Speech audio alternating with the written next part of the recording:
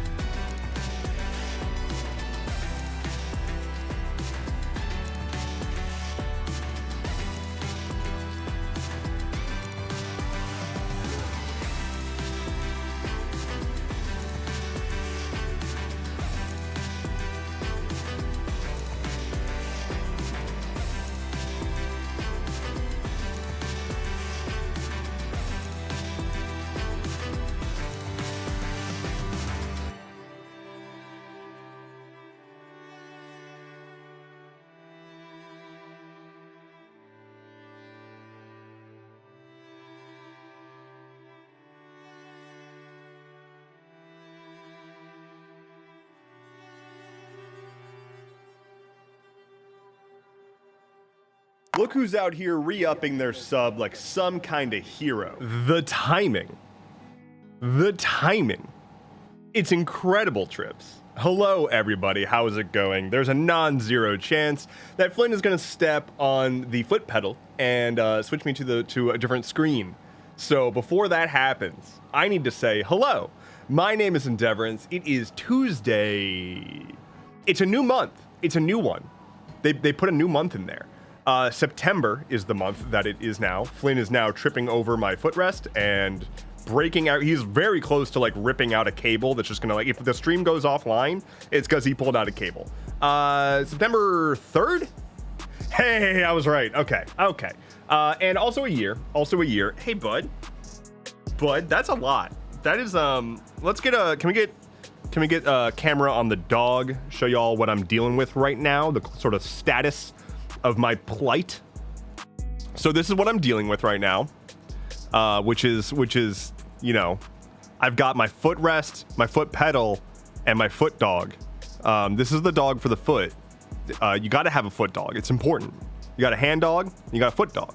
I currently have a foot dog. He fits cleanly under there. He's like, why? He's trying to use the foot pedal. At least he's using his paw for it. That's good. And his paw is on the middle pedal, which I believe. No, that would. You're a mess, Flynn. You're a mess. Anyway, I'm gonna give this dog a treat. Why is there no treat option? Oh my goodness, hold on. I'm so sorry. I had it disabled. I need to enable the treat option. Oh my goodness. And in the meantime, he's gonna just continue to cause havoc. So time is of the essence for me to re-enable the treat option. There you go. All right, you should now be able to give Flynn a treat. That's very important. Thank you, Milo. Putting this dog out of his misery. Look at this misery. Look at the misery of this animal you've just ended. Hey, Flynn, you want a treat? Yeah? You want a treat? Let's get you a treat.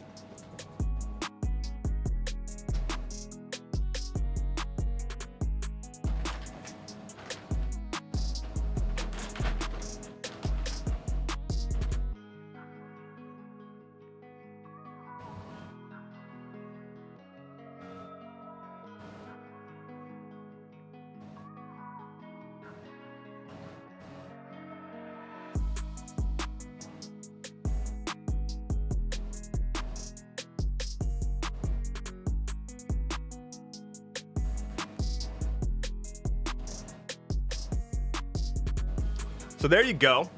There's the dog has received his treat. We can now officially start the stream. Isn't that nice? And we can still have the dog cam in the corner, so that's good. How's it going, everybody? I hope that you were doing well. I hope that everything is great. I hope that every day. It doesn't always come true, but still. Mo says, I cannot be literally sweating and take 11 minutes of that. I don't understand. 11? Wait, why is my fucking clock not working? Be on. Anyway, hi. Hi, everybody. How's it going? Where am I? What am I doing? What? I'm gonna say hi to people. Okay. Hello to Water Goddess, first to chat. Incredible. We don't need that anymore. Hello to Emery. Hello, Prince X Domino. Hello, Mo. Hello, Sky. Glad you're here. Hello, Ollie. Hello, Milo. Hello, Dahlia. Hello, Fanakari. Spin with 2 months. Hell yeah. Welcome. Water Goddess redeemed a hydrate. I can do that. Ingest water. Hello, King of Camelot. Hello, Coffee Mom. Hello, Shard. Hello, Inky. Hello, Bryce. Hello, Trips. And Trips with the 9 months. Hello to Jordaly Poo Poo. Hello, Zets. What's up? First chat ever. Hello. Welcome in. How's it going? I hope you're doing well. Sky has redeemed Dev Roll's dice. We can do that. I forgot. Here's the truth. I'm always going to give you the truth. I'm never going to lie to you. I forgot to set up my dice. So, because of that, you get a prize, which is me filling airtime while I clear space to put a dice tray.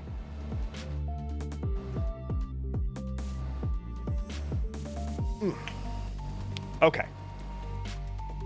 Amazing magic tricks. Let's do this. We're gonna roll the big flashy D20, right? And we're going to we're gonna roll 2d6, take the highest, and multiply the d20 by the highest of the 2d6s. We're doing 2d6 because I always roll a freaking 1 for a multiplier. So let's see. That is a 14, potentially going big. 5 for a 70 for Sky.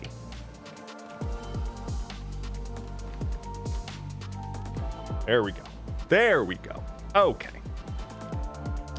We've did it.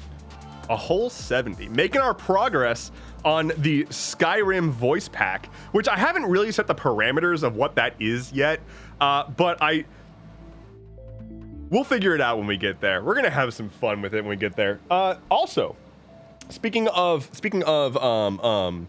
goal progress, we're not quite there yet, but one of the things I want to do later on in today's stream is query the room, as it were, poll the audience, as it were, to come up with more stream goals, start working towards, to put on our backlog of goals. So that'll be a fun thing to do later on. If you have an idea, hold it for now, and we'll be jotting those down later on. So I have a problem. That problem is time. Time is bullshit for a lot of reasons. Many reasons.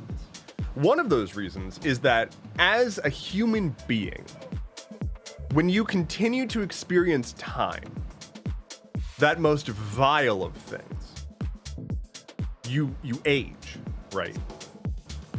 Now, little old me was getting back into his workout routine last week and pushed a little too hard, methinks.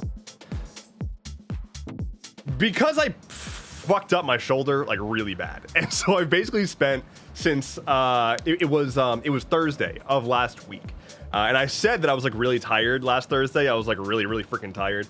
On that day I did a workout and therapy and streamed, which was a terrible idea, but also my workout was too much, and I pulled a muscle or strained a muscle in my shoulder. It's always the same spot. It's always right here on my shoulder, and it could be I was asleep I was sleeping bad and that shoulder's fucked up now, or in this case it was a workout related injury. So oopsie doopsie, gonna be better to myself moving forward. This is why it's important to warm up.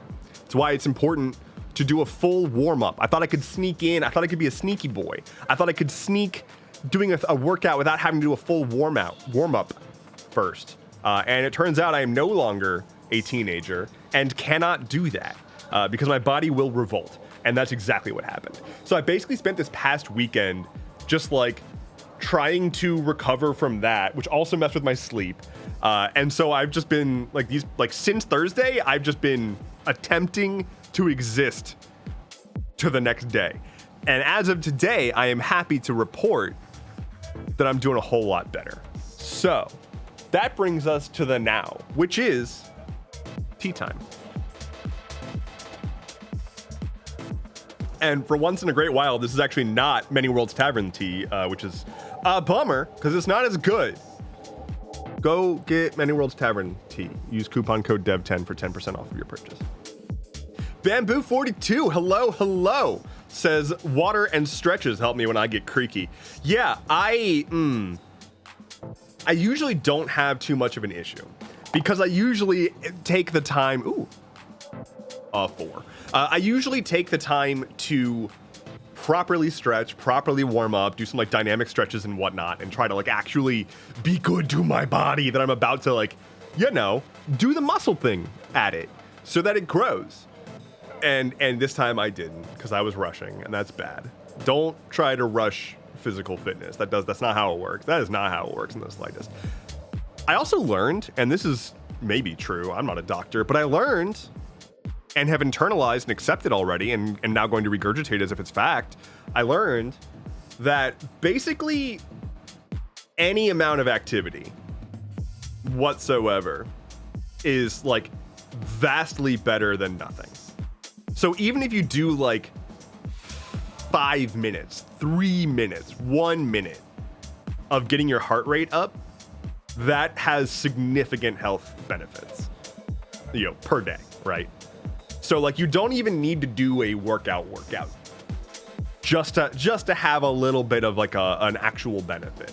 Just getting the heart rate up a little smidge, just doing a little bit here and there. That's all you need to get some benefits. Anyway, hello to Salmon. Emery has rolled Dev rolls dice. I can do that. I've rolled a die before. I did that once. It's a 16. I think we're gonna flip it, and it's gonna be a 61. Okay. Roll 61, Emery. Hello, former future frog. Hello, Arrhythmia. How's it going? How's it going? Emery, it's really impressive that you rolled a 61 on a 20-sided die. That's pretty impressive. Not many people can do that. And so I'm really proud of you for being able to. Former future frog says my bones are tired. Oh my goodness. It seems I missed. Sky says, hey, just in case I don't join the stream on Thursday, want to let you all know my daughter turns 2 on Friday. Yo! That is twice as many years as 1. Well done. My compliments to the chef, as it were. You or your partner is the chef. Whoever birthed the child is the chef. I assume, right? Like, if you're... It's the whole... Are they the chef or the oven? Because there's the phrase a bun in the oven, right? Which is extremely objectifying. If you put the bun in the oven, doesn't that make you the chef and or baker? And it makes them the oven, right? An object. Because they're, you know, a woman. Imagine having rights as a woman. Ridiculous. I don't know what that was. Women deserve rights. Anyway, sous chef. Flynn is my sous chef, always and forever. Where is the dog? Oh, of course he's licking. Of course he's down there licking. Hey, Flynn. Are you good with the licking? Are you good? You've been licking that paw quite a bit. Are you okay?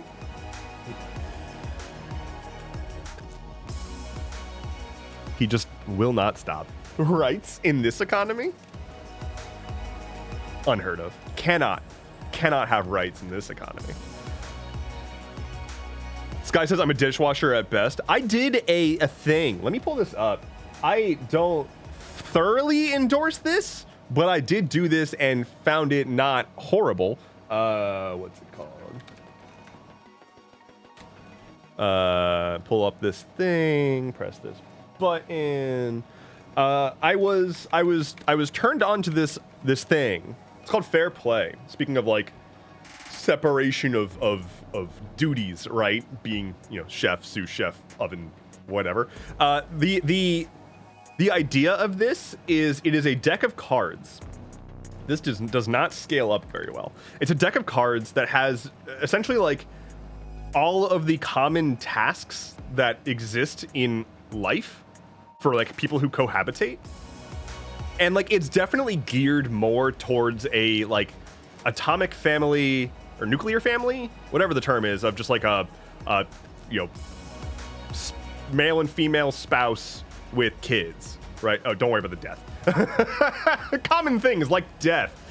It's definitely geared towards a like family with kids, but you can like take out all the kids stuff from the deck, and then what you do is you essentially deal the cards out to members of the household, and whoever has a given card is in charge of everything for that space. They talk about the conceptualization, the planning and execution. That's what CPE is. So conceptualizing, planning, and execution. So you take all of the emotional labor, like the effort that it takes to do something from start to finish is your purview, and you are not supposed to blur the lines. You are not supposed to, let's say that you're doing this with your partner and you have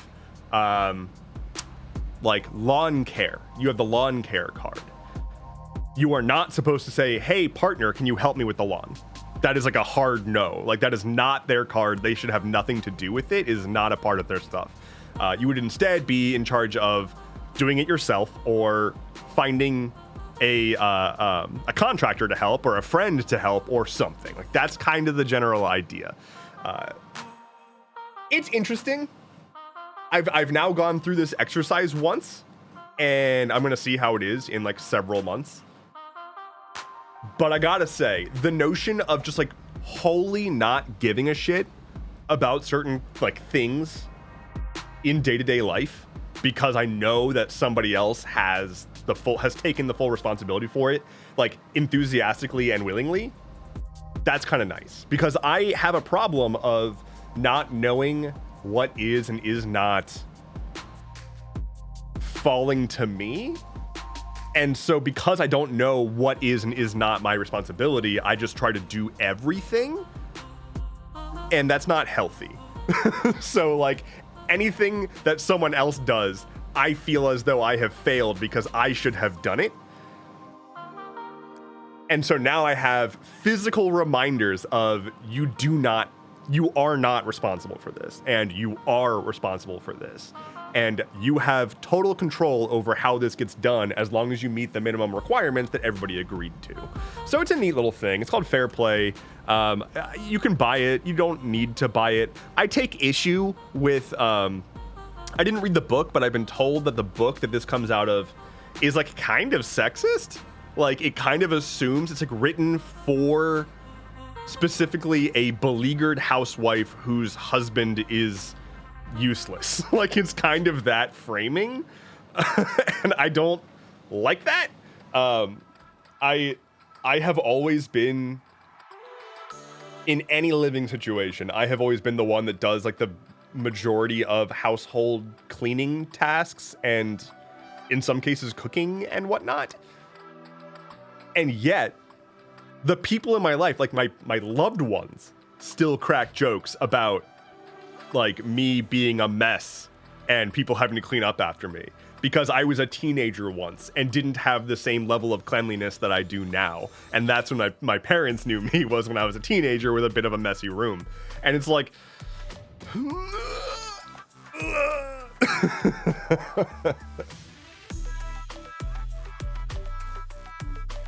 Wygarda says, wow, really? No one's ever done that for me? Done, like gendered chore expectations or cleaning? Hey, buddy, with the licking. Are you okay? He's like, I've been caught. Oh, no. Emery says, side note, have you ever heard of the Grimm brothers, Dev? I've heard of the Brothers Grimm. I haven't heard of are the Grimm brothers different from the Brothers Grimm? As in, like, we're talking about like the fairy tale stuff, right? That's Brothers Grimm, right? Right? Am I gaslighting myself? Hold on. You've sent me down a rabbit hole, and you've said nothing, and I've said everything in doing this. The Brothers Grimm, the fairy tale guys. Yeah. First of all, it's Brothers Grimm. Get the fuck out of here with Grimm Brothers. Come on now. Put some respect on their names. I'm not actually mad about this. They died in 1863 and 1859, respectively, and they were German academics who together collected and published folklore. The brothers are among the best-known storytellers of folktales, popularizing such stories as Cinderella, The Frog Prince, Hansel and Gretel, The Town Musicians of Blumen, Little Red Riding Hood, Rapunzel, Rumpelstiltskin, Sleeping Beauty, and Snow White. If you want the German names of those, it's Aschenputtel, Der Froschkönig, Hansel und Gretel. I'm sorry, Germans. It's not my fault that you have the funniest language. The absolute funniest language.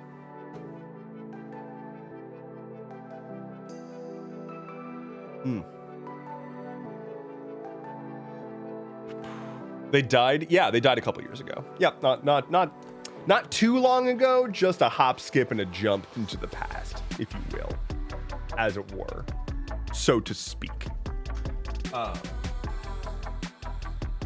What the fuck was I doing? Hydrate. I can do that. Hi, Seth.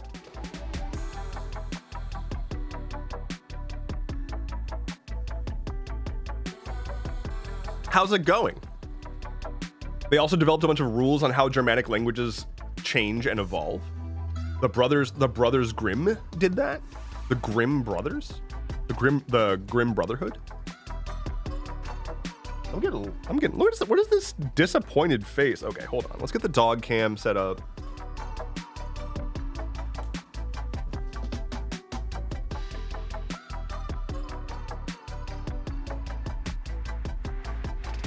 Let's see here.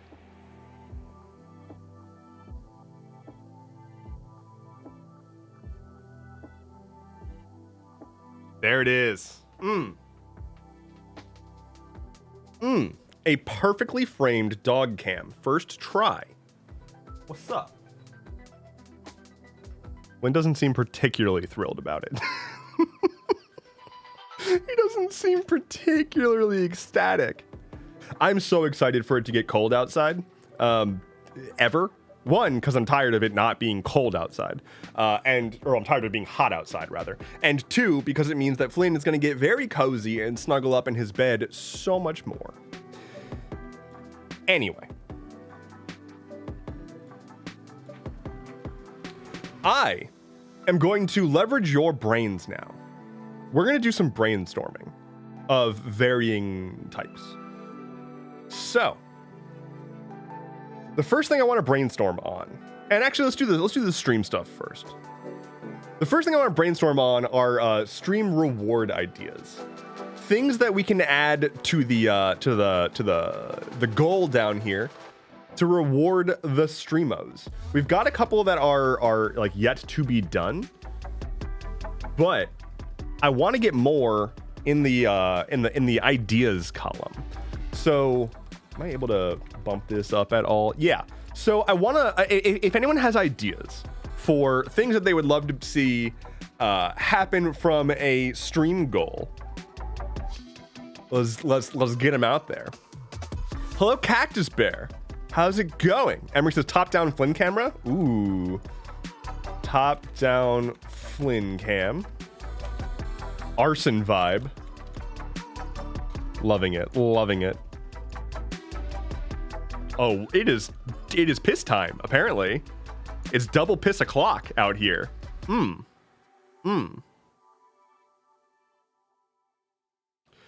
with a frozen Kong or peanut butter mat.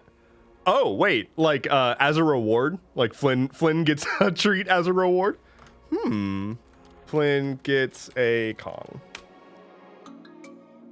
They're power washing my building. Holy shit, it's so loud. I really enjoy power washing. It is deeply therapeutic. Like, super therapeutic. Flynn vibe. Interesting. I like that quite a bit. How's it going, Cactus Bear? And Robin. And Manic Pixie Dream Rogue. What's up? How did I miss you? What? I missed your grand entrance. My goodness. Kyle the Sheikah says, did you see the PWS Shrek DLC? I don't know what that is. PWS? What is PWS? Power Wash Sim. I did not. I also didn't realize that Power Wash Sim was so culturally relevant that it was shortened to PWS. Sounds like rebellion. But damn, I guess we were talking about power washing, so that's fair. Salmon redeemed a rant. Hey Dev, I don't really know what to ask you for a rant, so free rant topic for you. Hello Insomniac Coder. What's up? What's up? Oi there to you as well. My bad? Oh no, not your bad at all. That's me not knowing what things are, which is a very common thing on this here stream. Any more stream reward ideas? Things that we can throw on the reward goal tracker down there. And Salmon, I'll think about a rant in the meantime and see where we end up with that. Do I have one? I might have one. I think I have one. Workout stream? I've considered that in the past. I don't know if I would be comfortable with that. Which is like mostly fine because I'm usually never comfortable, but that's okay. Another chalkboard masterpiece. New chalkboard art. Get one more. Dice merch. I don't know if I can do dice merch, but I can do keycap merch. We think keycap merch. Oh yeah, voice redeem. New voice redeem. Salmon says, gotta go, have a great stream. Okay, bye-bye, Salmon. Your rant will be available on the VOD. Thank you. What did keycap merch? Attempting to draw a stream. Dev does art. I have an art supply store near me, so I could do like a painting stream or something. Okay, I'm happy with that. I'm happy with that. We've now populated the ideas section, so that's good. That's good. Thank you for that. Thank you. We love painting. I am terrible at painting, so that'd be a fun stream. for being a person who has grandparents who are both really accomplished artists, I have no bad at art. There's dog. Oh my goodness. Curled up pup. My gosh. I have a rant now. I'm gonna rant about two-stroke engine gas-powered leaf blowers. Because I'm mad. These things are so useless. Like, what they do is move things like detritus from one spot to another. Let's start by ignoring the fact that we've basically deemed nature to be undesirable in certain places. And so we take dinosaur juice and put it into a machine that produces smog and kicks up dust and detritus into the air while producing the most harrowing drone you can imagine that pierces walls due to its specific frequency and can be heard for basically miles. And so what you're doing is poisoning the earth to be a little bit more lazy at moving some leaves around. And what kills me is that I wouldn't even be all that mad about all of this. I'm still mad about the concept of a leaf blower in general. Like, they have their uses. They have their cases where it's like, I want to clear off some like leaves and something off of a small porch real quick. Sure, fine. But like, you don't need to remove every single shred of evidence that a leaf ever fell on a blade of grass. You just don't. It's gonna be okay.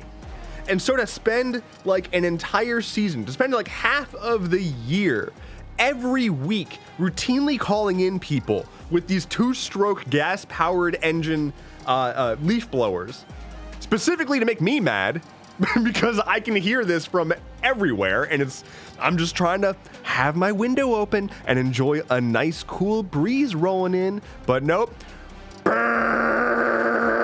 From all directions. And why I'm specifically angry is my municipality has banned these. You have to use an electric leaf blower if you're going to use a leaf blower within my municipality.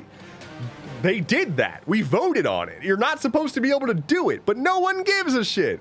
And so I'm walking around, minding my own business, trying to listen to the freaking birds chirping, and no, I can't hear it over the sound of someone deciding that right now is the best possible time to just kick up particulates of dog manure into the air that I'm breathing. Wonderful. Great. I'm sure am glad that dinosaurs died for this and then oil came from their bones. Isn't that wonderful? I understand that raking is a lot of work. I do. But there are so many ways that we could change the way that we go about living our lives to remove the need for leaf blowers entirely. We could start with don't have lawns. We could start with just mow the shit in place and let the leaf crumblings be fertilizer. You know, the thing that it evolved to do, where the leaves fall on the ground and then the bugs process the leaves and fertilize things by making loam. You know, that thing that nature made, that process, that cycle. And then we come in and we're like, nah, I don't like this actually. No, I don't think so. Because one time a king in England was like, I like big open fields. And so now I need to pay a contractor to come to my house every weekend and make terrible noises outside for everyone.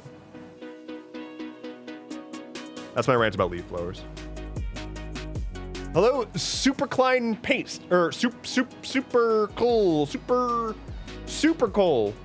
in Paste, Super Clean Paste, Super Klein Paste, Super Lean Paste. Hello, Super Lean Paste. How's it going?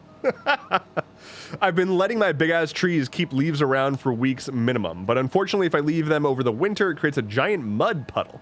I feel you on that, and like I get it.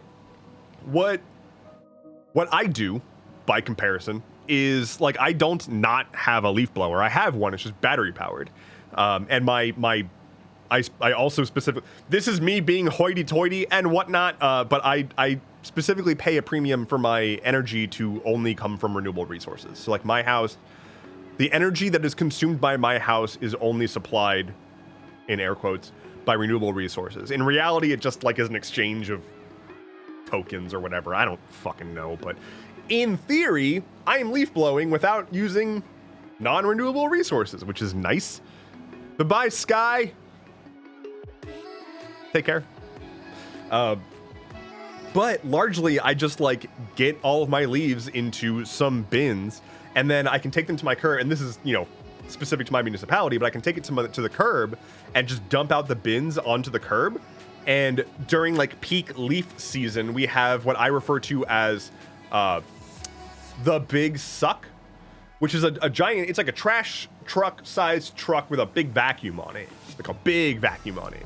And they come around and they just vacuum up all the leaves. And then they take that to the like mulching place and they convert it to mulch, and then they make it available to everyone in town for freezies, which is pretty cool. But it is very nice that we have the big suck here. And I usually look forward to when the big suck is coming around.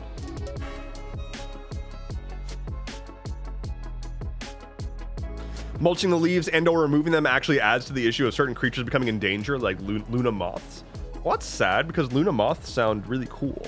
Like, they sound mystical. Dorothy Pooper says, yeah, we had a yard that needed raking. We just did it once in the season so the street would suck them all up. Yeah, that's a good idea. Robin says, OMG, we have leaf plowing whatevers, but they don't vacuum. They just push the leaf piles around so you can't get in your driveway. Wait a minute. So they push your leaves around like a snow plow? That doesn't solve any problems. What? What? What?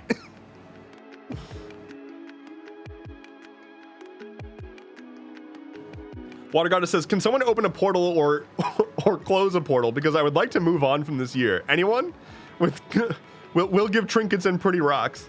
Unfortunately, I can only do spatial portals, not temporal portals. I had my temporal portals privileges taken away after the incident. And we don't talk about that anymore. Spin says, can we just go back to native landscapes again? Some of the flowers are pretty. Yeah, absolutely. And like what I'm planning to do, my yard is a mess right now. I basically did nothing in terms of lawn care this year because I don't give a shit anymore. But what I've always wanted to do is just like rip it all up, get rid of all the fucking grass, and do local plants, right? Just like plant local plants. And there's actually a handful of houses in my neighborhood that are already doing that. And there's like, I think there's a group, like a volunteer group nearby that can help like consult with like what you should plant based on your soil profile. I don't know. But I've always wanted to do the local plants, like natural yard thing that basically requires no maintenance and looks really pretty and helps bees. Like, yeah, I'm good with that. I'm okay with this because the alternative is I have to get out every weekend in the middle of summer when it's fucking swamp ass outside and mow the lawn in a Sisyphusian nightmare called lawn care, or I have to pay people money. And if I don't do this, nature will do what nature does, and I'll get in trouble for it, which is wild. Why do I get in trouble for nature? Excuse me? Nature was here first. I'm not responsible for this. I'm not his dad. My goodness.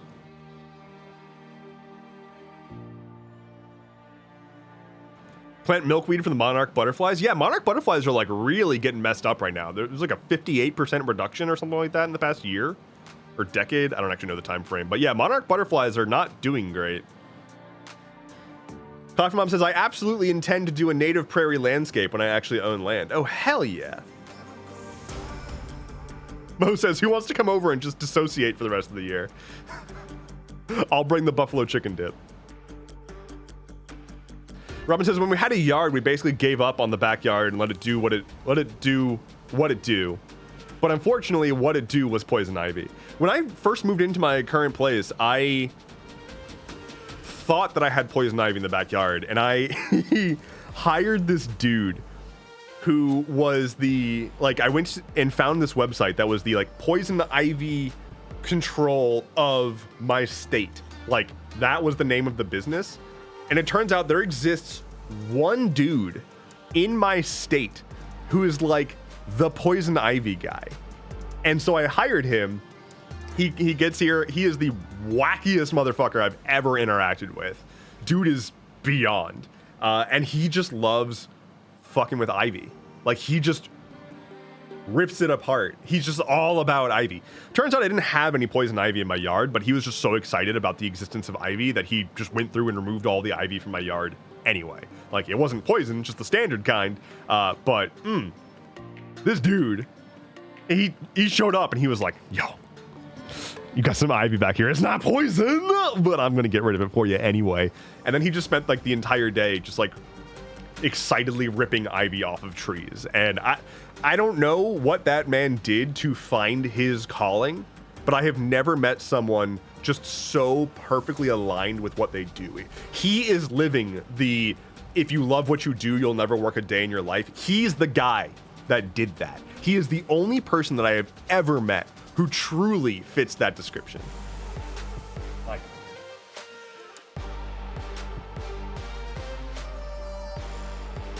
if you're a very rare person who's not allergic to poison ivy, you can make a ton of money removing it from places.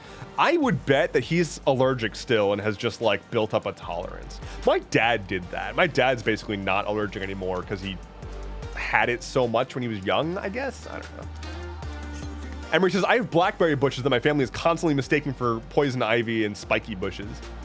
Good. More blackberries for you. Easy. Hands off my blackberries. Because they're poison.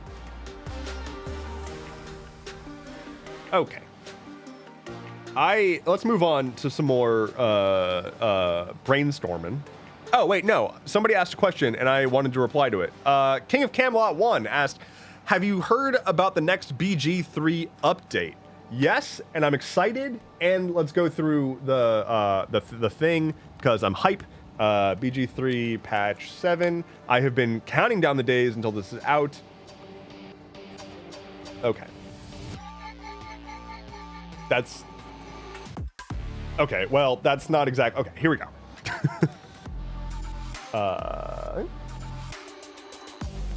Let's, can we get that? Can we zoom in on that in the studio? Yep. Thank you, studio. Okay. Okay. So, hey gang. The patch 7 closed beta was blah, blah, blah, blah, blah, blah, blah, blah, blah.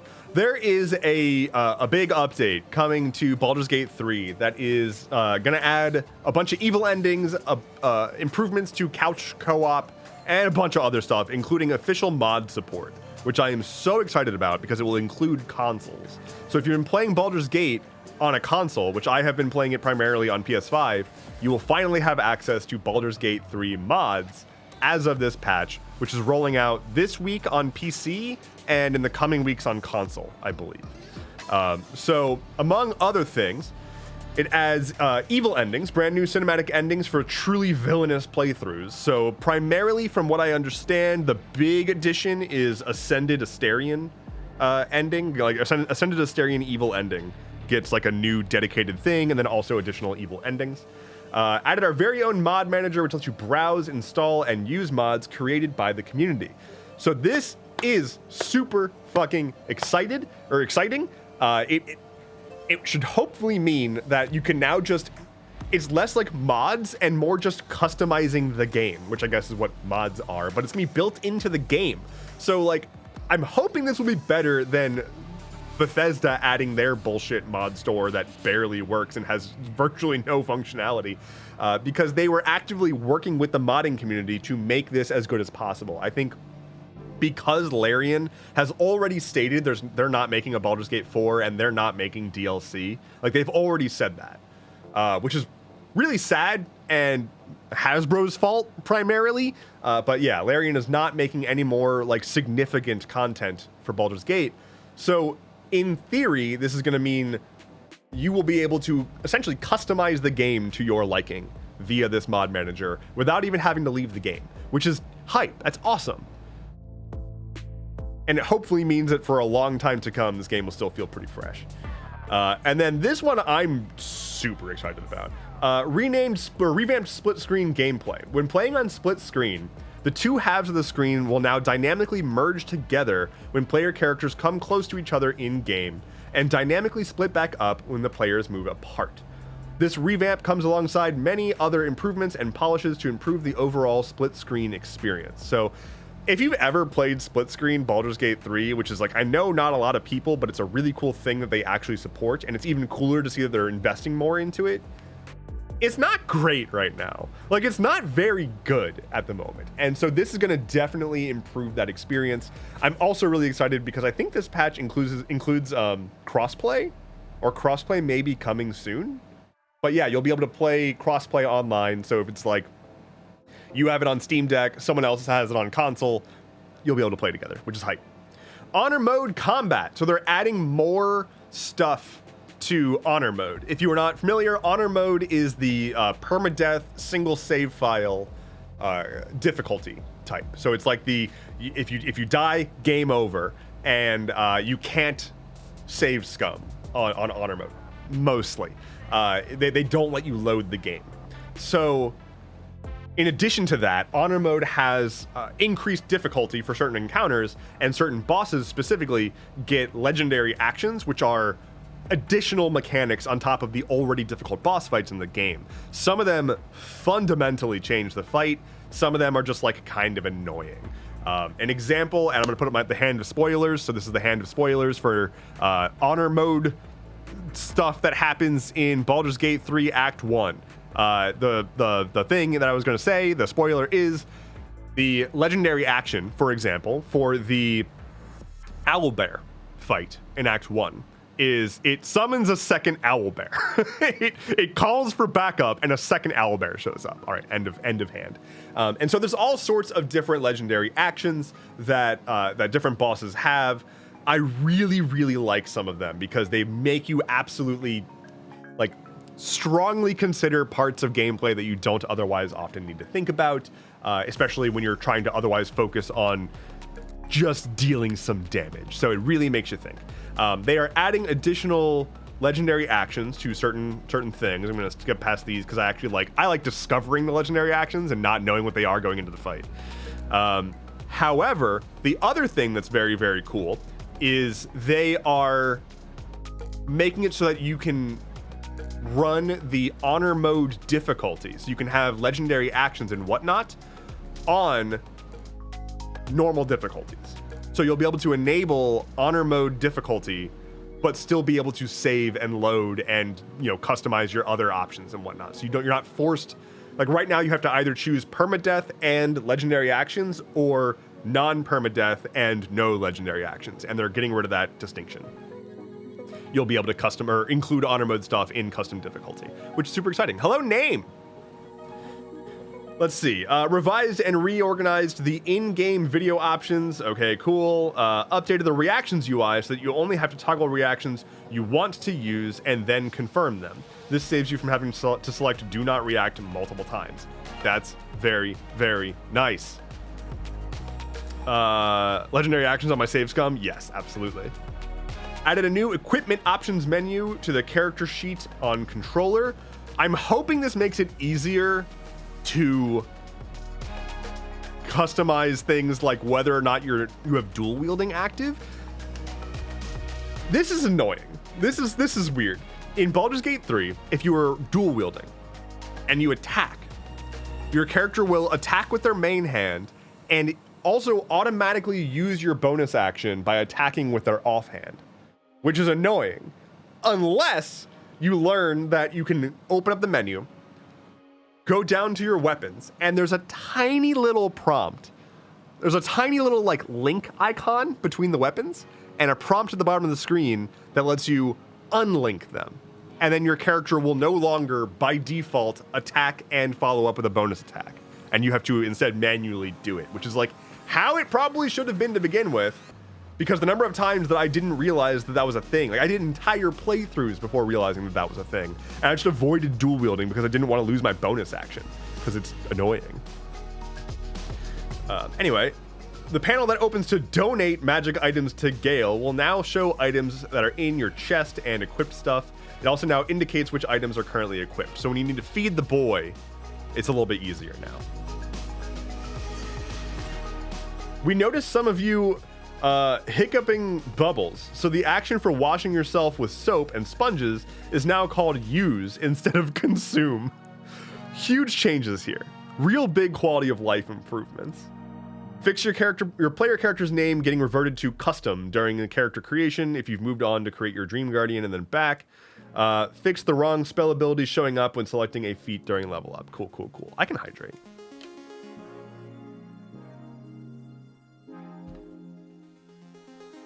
Hello, Jack-o'-lantern, regular frog. Hello, hello. Sorry I missed you. How's it going? Aram Steele, hello. Says, but can I still eat the soap? I mean, hello. This is Baldur's Gate.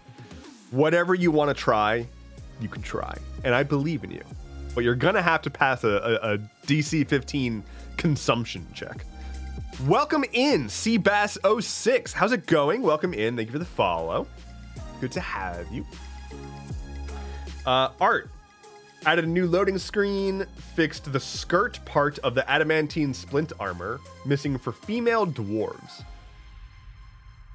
Female dwarves are always getting overlooked. Gameplay. You can now start custom games using honor mode mechanics when starting a playthrough. You'll be able to do this via the rule set dropdown.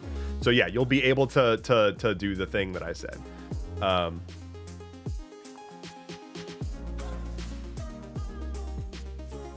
And then more stuff. I actually don't want to read through these too closely because I kind of want some non-spoilers. Are these spoilers? Oh, did they fix? They fixed it. They fixed it. Patched up some save games where Gale still has his necrotic aura when he shouldn't on load. If you've not run into this glitch, you've lived a blessed life. Because Gale, when he dies, gets a necrotic aura around him that just deals damage over time. And sometimes he dies, gets the necrotic aura, you revive him, and then he has it permanently. And so anyone in your party that's near Gale takes damage over time. And there's no way to get rid of it. You just have to get lucky.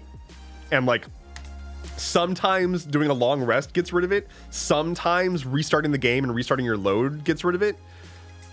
Sometimes you just have to go all the way back to a previous save file from before Gale initially died. But it sounds like they're actually fixing it now. But like, it will, it'll kill you in your sleep. I had the glitch and I went to go sleep to try to like use that to get the glitch to fix itself. And it killed someone while they were in the sleeping animation. Like in the cutscene, you can hear, like you see the necrotic aura and you can hear people taking damage because they're all sleeping around the campfire and they're within the range of the necrotic aura. And so they're trying to do their long rest, but they're taking damage and Shadowheart died. Because of Gale's fucking aura that he wasn't supposed to have. And so I woke up the next morning to Gale still having an aura and dead Shadowheart. Very unfortunate. Asterion now has idle animations at camp that aren't just him reading a book. Added a new idle animation for Minsk at camp. Boo may or may not have taught him Tai Chi. Karlak will no longer brush the shaved side of her head. These are the improvements that we want. Polish the appearance of neck kisses in lovey-dovey scenes with Shadowheart on the Sharin path for characters with large body types and Dragonborn characters. This is why we love Larian. They know what's important. They know it's important. It's important to make sure that they get neck kisses done properly for big, thick boys who are trying to mac on Shadowheart. And we need that. We need that in 2024. Okay? Because the thick boys, they're not getting enough attention. They're not getting enough love. And if Shadowheart is here to bring them the love that they deserve, thank you, Larian. Writing and flow. Dotted some dialogue options and voice lines into dialogue across the game to add some more overall reactivity. Okay. Particularly to account for edge case flows. Speaking of edge case flows, my current run that I'm doing in Baldur's Gate, that's not Gnome Alone, I'm doing like intentionally the most out of order bullshit imaginable, and it's been very, very fun. Dotted more Dark Urge reactivity. Resolved an issue that has been rendering some romance party banters inaccessible. Ooh. New romance stuff. Lizelle can now decide what she wants to do at the end of the game. Oh, spoilers. Gave Will a new greeting for romance partners in Act 3 and characters with really low approval. Fucking good. My goodness. Will... I'm not going to be the first person to say this, even about this patch, but Will has been so just like shafted in general. He had... From what I understand, he originally was planned to have like much less of a good boy character and was going to instead be like all like into himself and more into his title than he was the actual like being a hero. And they kind of scrapped and rewrote it, and so his story is kind of half-baked despite being arguably like the most main character of the game. But like because of that, you can be like literally in love with him, like sleeping with him and in love with him and everything. And you go to talk to him, and he's just like, well met.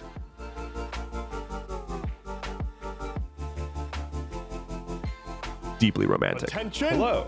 We are being raided. We're being raided by Sean DeBlack. All right. Welcome in, Raiders. How is it going? We're getting SDAB mega rated. My goodness. How's it going, everyone? Welcome on in. My name is Endeavorance. I'm some kind of dude. I'm not really entirely sure. Hello. This is, hold on. Let's get the, there it is. This over here is Flynn, the single bestest boy that ever done dang did existed. Thank you for joining my stream. I hope things are going very well on your day. I hope that you're having the best of times. Hello to Sean DeBlack, obviously, and thank you for the follow. Hello to Kin9 Hevery. Hello to Freed Key. Hello, Alabastrian. Hello, Sean DeBlack. Hello, Gloaming Luna. Hello. Am I missing anybody? Hello, Bersilium. Hello, Feature Zero. Welcome in. How's it going? Hello, Paradigm Shift. Hello. Thank you for the follow, everyone. What we're doing right now, I am currently digging through the patch notes for the next Baldur's Gate patch, which comes out like now-ish. Like I think it came out yesterday on PC, and then is coming out later for console. And specifically, what we're excited about right now is the fact that Will be able to actually look you in the eyes, dead in the peepers. And if you're in love with the boy, right? If you're like getting down and dirty, sometimes when two people are in love, they fuck, right? And like if you do that with Will, currently, no matter what, he greets you with a well met, which is just not gonna do it. And instead, they're gonna actually add some like potential like, hey, person I'm actively sleeping with, how's it going? Kind of line to greet you instead of just like a, well met, companion?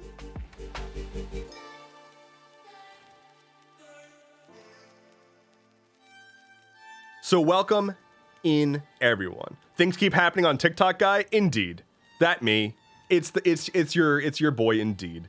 There's something on my wall. I don't know what it is though. Nobody will tell me what it is, but it does exist there alongside the dog, which is very, very good. So let's take a look at the rest of these. Ooh, what do we get? What do we get?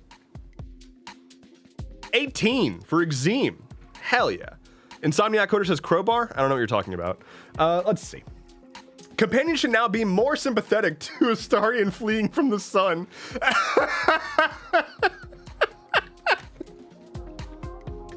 This fucking guy, like, he just... Imagine being a vampire, and you're in the sun, and you're getting burnt up. It's similar to my experience in the sun. I'm out there for like 3 seconds. Ooh, Jordan Poopa with the 1. That's some shame. I'm out there for like 3 seconds, and I'm getting burned alive, right?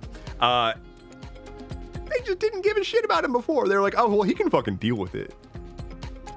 That is like the funniest. Oh my God. That is one of the funniest things in the game is him burning up. Added a new dialogue in which Karlach will react to Dammon if she finds him dead after he told her that he can help her. Now that's going to be...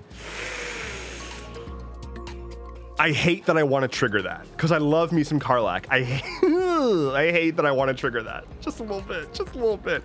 Minthara will now react if you knock her out in Act 1. Really? Because I always do that. Hydrate, I can do that. Hello, Exeme. How is it going? All right, and then a bunch of just like other fixes and whatnot. Performance, cinematics, and good shit. So all in all, I'm hyped about this update. I've been hyped about this update for quite some time. It's finally coming out, and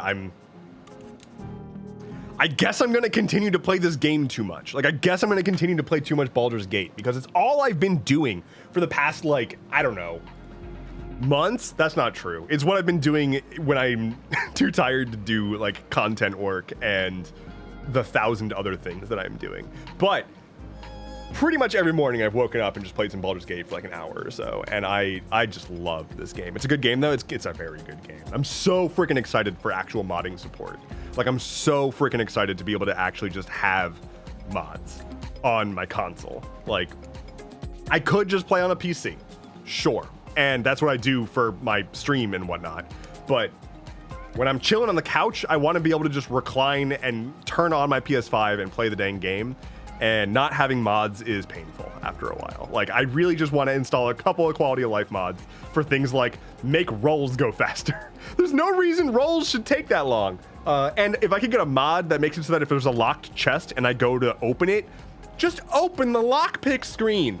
Let me just go directly to the lockpick screen. Larian, please. What about the add-on they're making that's like Dungeon Alchemist? Is that a thing? I didn't see about that. I should probably look into that. I also know there's like some kind of like creative mode thing, like a fuck around, do whatever you want mode. More than just level 12. Yeah, there's a mod that lets you go to level 20. I mean, the problem is that like unless the mod also rescales the game, you just become absurdly overpowered. Like I already hit level 12 really early into Act 3 usually, and then it just feels like I'm hilariously overpowered for the rest of the game.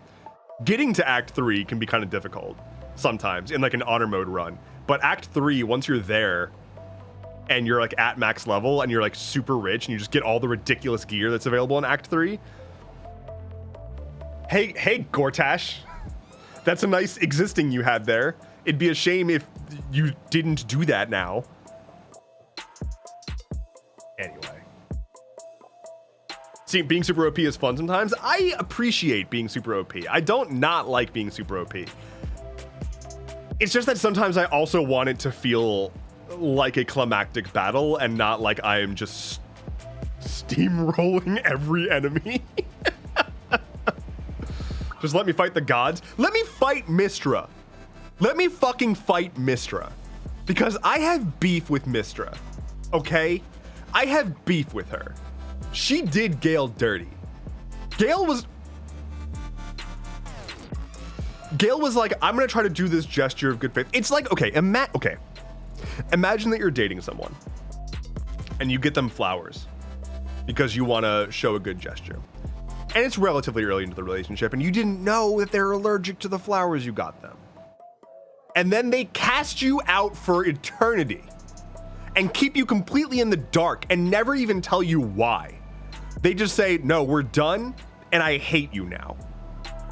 And you're like, what? And they're like, yeah, never talk to me again. And also, I'm gonna make you weak. And also, you're sick now. And that's my doing, kind of. And I'm not gonna tell you why. And I can fix it, but I'm not going to. The boy was just trying to rizz up his girl, okay? And the power differential between them, right? Like, she is a god and he is a boy, right? He's just a magic boy. I haven't checked in a book recently, but I'm pretty certain that God has more power than Magic Boy. And Magic Boy was just trying to do a good. And she knew what she was getting into when she started a relationship with a magic mortal boy. And she got mad when he did a mortal boy thing. She's like, how could you do this? And he's like, I don't know. I didn't know what this was. I'm mad. I have beef with Mistra. That's all I have to say. Aram still says, sometimes I'll get in my head that I'll be OP later and write checks that I can't cash for like a month in the game time. Yeah, I got a little too confident once. It resulted in losing 3 honor mode runs in a row. Exim says, he's just a boy. She is an all-powerful goddess of magic. What more can I say? It's I think what the core of the beef for me with Mistra is the fact that she was like, you know, I'm a goddess. You're my chosen. We're gonna fuck. And this is a privilege. Like, she's so up her own godly ass. Almost as much as Gale. And like, I don't know. Get off your high horse, Mistra. That's all I'm saying. Now, Shar. I have no beef with Shar. I have no beef with Shar. Because have you seen those hips? Those statues, the Sharin temple? Damn, Shar. Yeah, okay, sure. You can coat the world in eternal night and cursed shadows. That makes sense. I understand. I encourage it even, yes. Yeah. Thank you. Thank you for bringing what you bring to the world. I was actually thinking about this today. Like, you see a handful of gods in Baldur's Gate, but there's a few that like I kind of wish still that we could see, or let me kill all of them. Like, let me fight all of the gods. Why not? Just a post game, like, you know, 1v1 the gods, 1v1 Elminster. You know. That's probably enough talking about Baldur's Gate. Dev, all-time top-tier simp. Never once in my life. I only simp for fictional, thick-hipped video game women. Like, it's like Tamala and Shar, which are basically the same person. I might have a type. Oops. Oh well. Let me fight Withers in his prime. Yo, my boy Withers. Withers is the best. Withers is the single best character in the entire game. So I stand by what I said. Look, it's not simping if you're right. And I'm right. Okay, last thing, and then we're gonna play video games. We're gonna play video games. Hydrate, I can do that. So, for those who are not aware, I am building a dog. Apparently. I didn't mean to switch to the dog cam, but it's where we are now. Kind of okay with it. Before I get on to what I was going to get onto, I'm going to go pet the dog.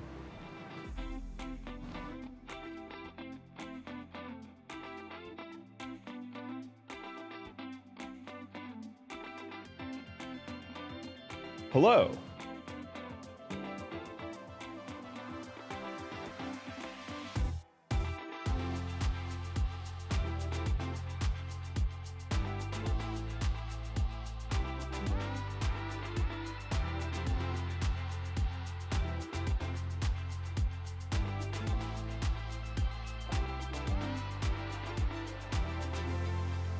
Okay.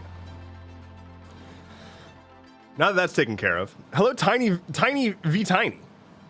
How's it going? Thank you for the follow. Welcome in. Build a dog. I hear there's a store that does those, but bears. I've never been to a Build-A-Bear. I've never been to a Build-A-Bear. He's so accepting of the loves. He tolerates it. So I am building a tabletop role-playing game called Proscenium, and you can learn more at proscenium.game. Let me get the link. Proscenium.game. So I'm building a tabletop role-playing game called Proscenium, and it is meant to be a accessible, approachable, and inclusive game that is like not difficult to learn, that is not difficult to run, but still has depth in character creation and customization, and a whole lot of other fun stuff in the mix.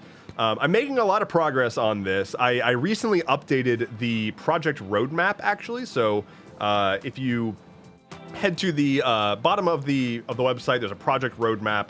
It shows you like what is going to happen when, and I've added some like target dates and whatnot to these that are just loose goals, more or less. So hoping to hit phase 2, which is the beta testing of the core rulebook and the core setting this winter is the goal.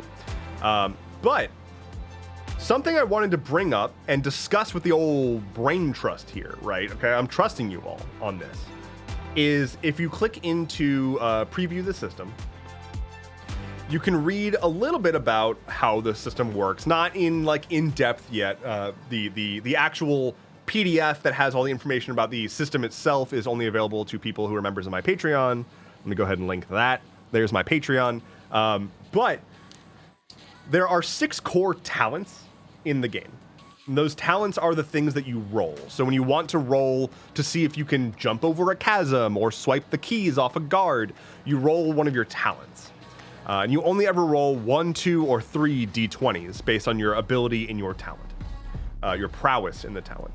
Those talents are muscle, focus, knowledge, cunning, charm, and spark.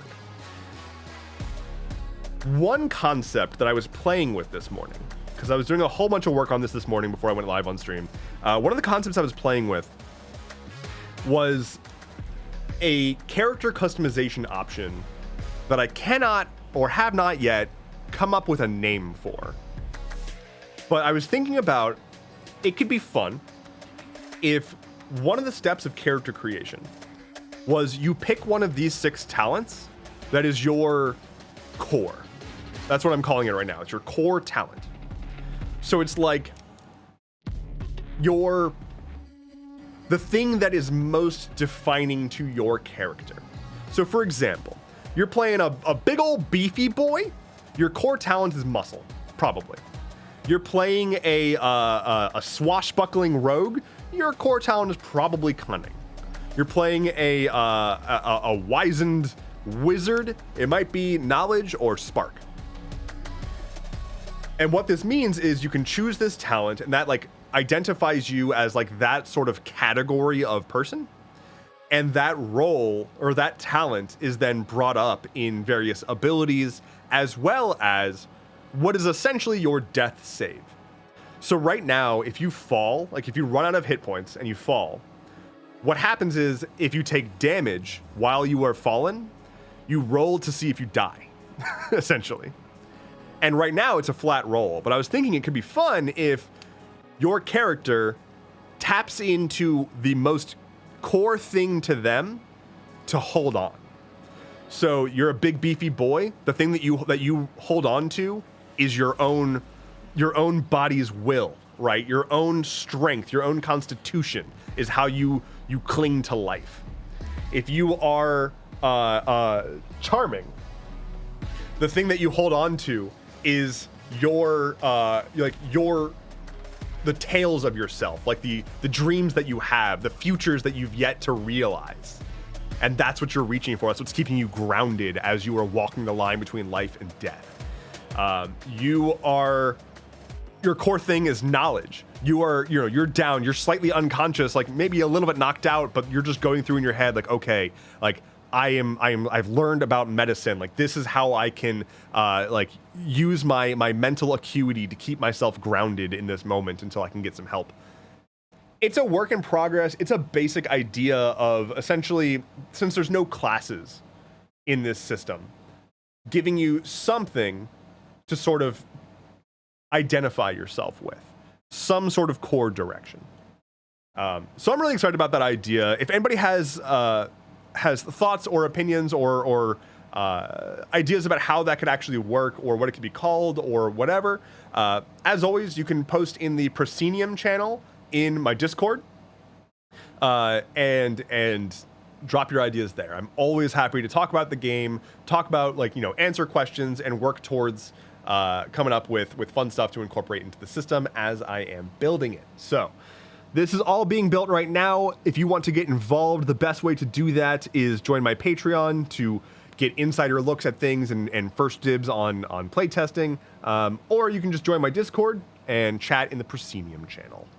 King of Camelot says, do you have gods for these base talents, like a god of knowledge or spark, and in their final moments their god just lends their will to them? There aren't gods in the default setting, so not really. We need music. We need so much music. Got it. We fixed it.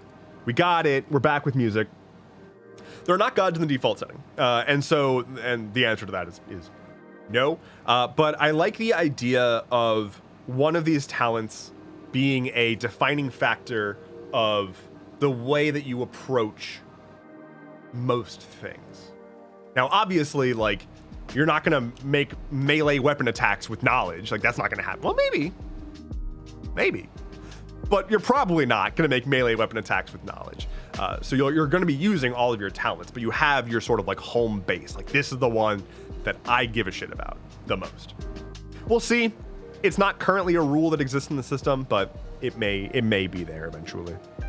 On that subject, actually, with regards to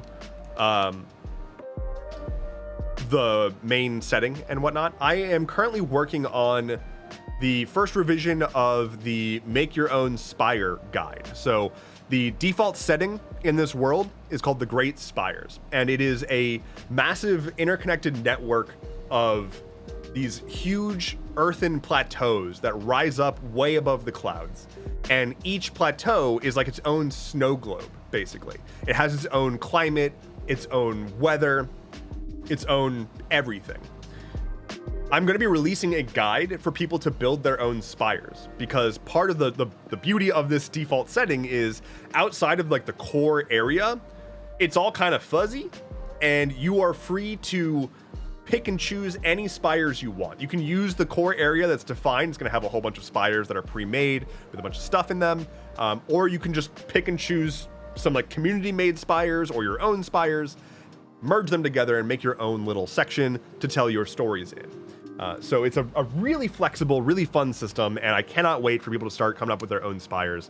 I will be releasing the Spires guide, like how to make a spire, probably alongside the first look at the Spires wiki, which is going to be an open wiki for people to browse stuff about the setting. So with all that out of the way, I'm going to take a very quick break. And when I get back, we're going to play video games. I don't know what video game yet. We're going to do a poll when I get back, but we're going to play video games. Cool. All right. I'm going to be right back. Don't touch that dial. If you do, everything that we worked for will be lost. So, BRB, just a couple minutes.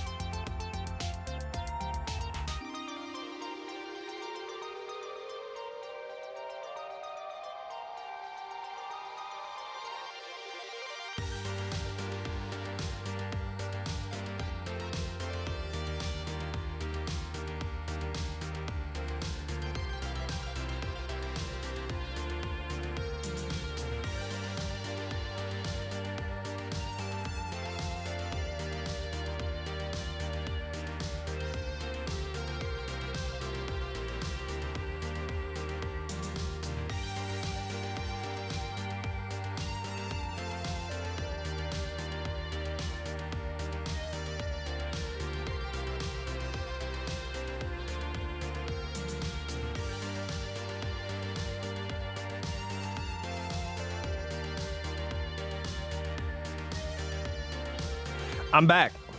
I told you it wouldn't be long. Told you it'd be not very.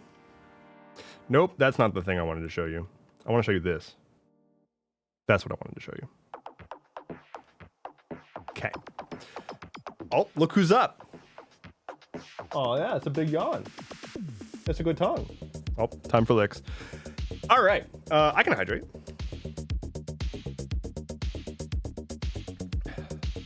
Delicious. Okay.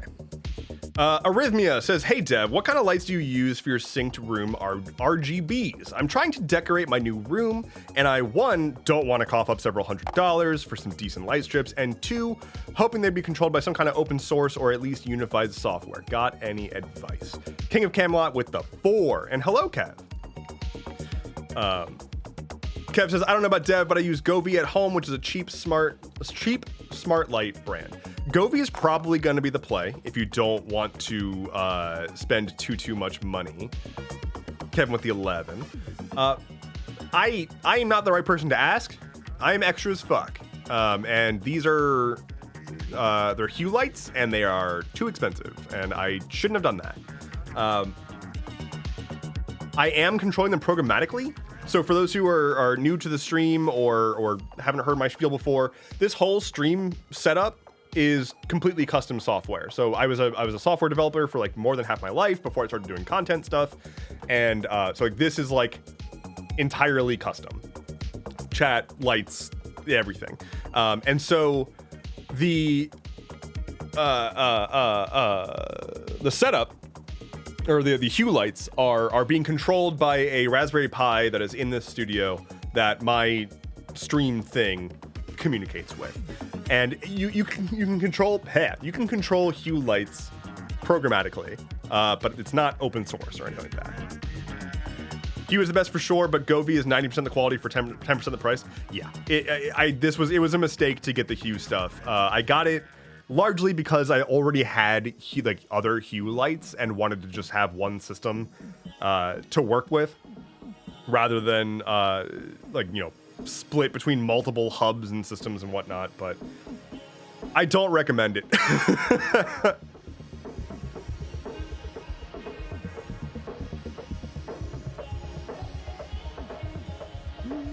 Jack Leonard says, yeah, I browsed your setup on the site. It's super expensive. Which part of it is super expensive? Because some of it's not. Some of it is. I also got Govee, which allows you to control all your government lights. Not government lights?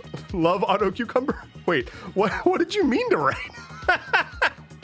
All right. While we are figuring out what a government light is, we are going to do a poll for what game I should play. Poll, are we going to play what game? And I will say right up front, I'm not going to put Baldur's Gate as an option because I am like 8 episodes behind on No Malone editing as is. So gonna pass a week on that. What game? We're gonna 2 very similar games. Similar gameplay, similar styles, similar kind of everything. Palia or Hades? Vote. If you can hear the sound of my voice, then you are participating in democracy currently. And Uncle Sam wants you to vote Palia or Hades for what game I should play. Use exclamation point vote and then the letter A or B to register your vote. It will be counted. It will be audited by our local elections board over here, Flynn. Flynn's the elections board. We're going to do a paper recount if it's too close, which is going to be difficult because this is a digital vote. There is no paper trail, so I'll be making up the paper.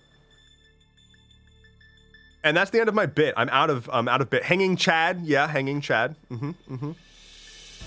Be sure to bubble in the whole thing. I never understood what Chad did to be hung, but is what it is. End poll.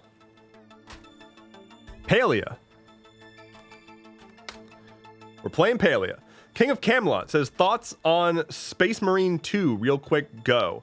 I don't have thoughts on it because I don't know what that is. Oh, it's a tie? It was even? Oh, shit. Okay. Tiebreaker. Poll. Tiebreaker. Well, which really vote again. Palea. We're gonna switch them this time. Hades or Palea? Vote. I'm gonna leave it up for a little longer this time. This is This is rough.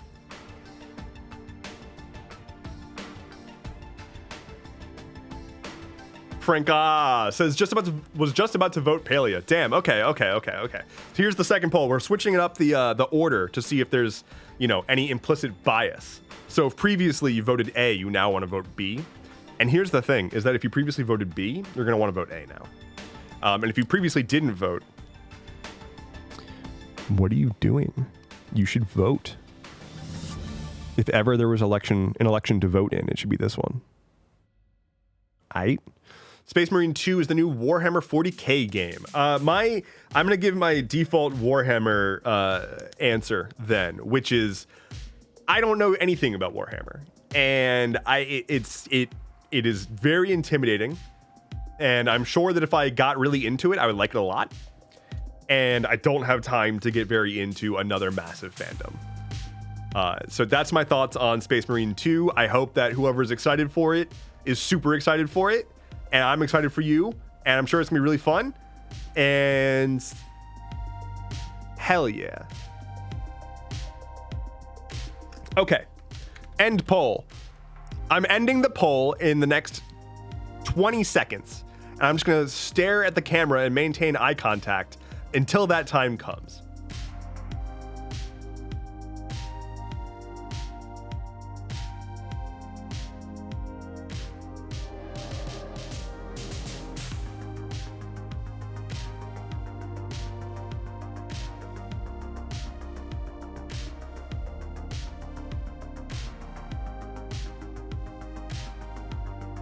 Okay.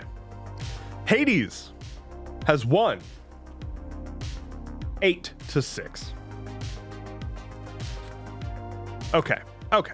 Frank says, I really like your light setup. Well, thank you. It is also reactive to the vibes. So if anybody redeems a vibe using channel points, it will update the whole stream setup and the lights. I'm going to need to get my controller. So I'm going to grab that. It's underwater outside. Oh shit. It's bubbles. It's bubbles outside. I need a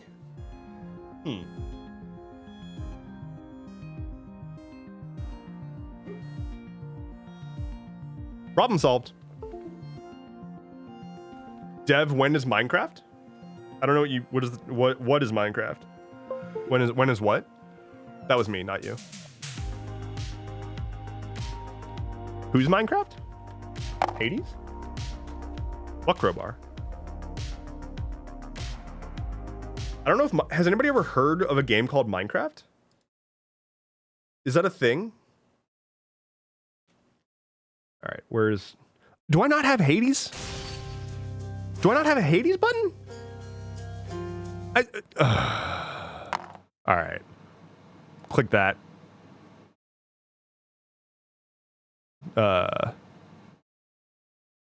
Click, hello? Hades? Hello? Hello? There it is. We got it. We got there eventually. I should change my stream information. I'm gonna do that. Hades. My dad is mean to me. It's the name of the stream. Okay. Now that that's taken care of. I must have beaten my dad again. Oh, okay. I'm gonna be real with y'all. I'm gonna tear through the conversation with my mom because I just want to go beat up some demons. And this game has really good writing and really good voice acting and really good storytelling and everything. And also, I want to go kill demons. rather than listen to all of that right now. So, hi, Mom. Wait. Because She's gonna be like, oh, my son, you're my son, and I birthed you once, and your dad's mean, and then I died, and I go home. it's just a hunch of mine. Oh, If you're not familiar with Hades, by the way, if this is your first time ever seeing this game, this is a roguelite brawler where you play as Zagreus, son of Hades, trying to escape hell to find your mom. And your dad, Hades, is like, man, kid, you suck, and stop trying to break out of hell. And I'm gonna do that anyway, because fuck my dad. My dad sucks. quite a Hi, mess Dad. you've created, I must say, Father. After being of no help whatsoever when it... And also everyone's hot. No, I So they're all hot. Like, it's just, I mean, it's Greek gods, private meetings then. so everyone's super fucking hot. Count on that. What's in the store? All right. Plunder greater. Each infernal trove contains more. I do like that. I do like the sound of that. All right, we'll do I that. like the sound of this one here, good contract. Hades, go to your room, son. No. Won't let your birthright give you better sense. Orpheus, I saw Eurydice again. You what? You seem to be... Oh, it's Everybody wants to talk to me. to get to the bottom of this later. You say... I want to engage with story, but I want to kill demons. things that I'm. Hi, Nix. How's it going? Silence. You're hot too. Hi, Meg. How's it going? You're hot too. Meg. Yeah, everybody's hot. I I will know. not let that happen. You made that clear. Beep Bop Boo Boo Bop says, my dog child just wanted to say rough arf growl. Interesting. Told them I said,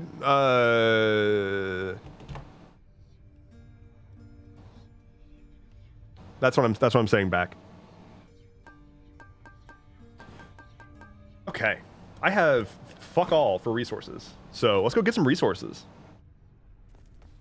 By killing demons. Where's the Skelly Bro? Hello? Skelly Bro? Skelly Bro?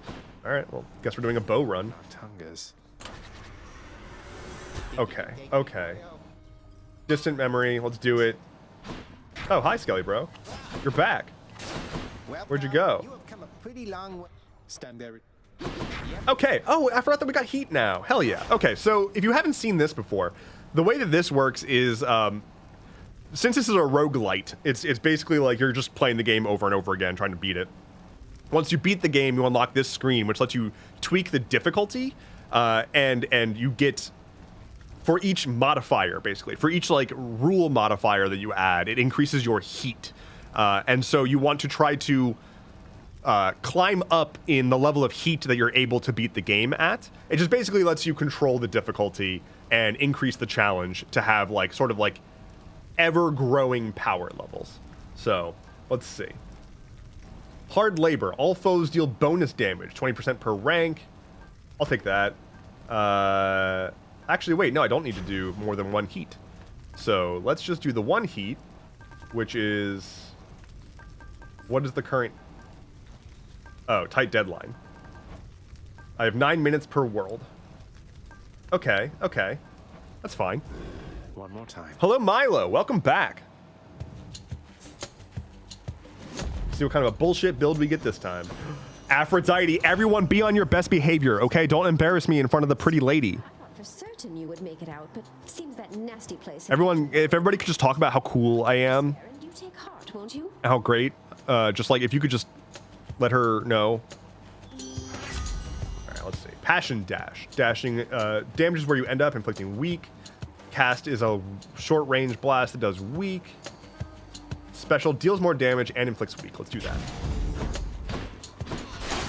Ooh. Chaos from the jump? Hello? What's up, Chaos? I can take it.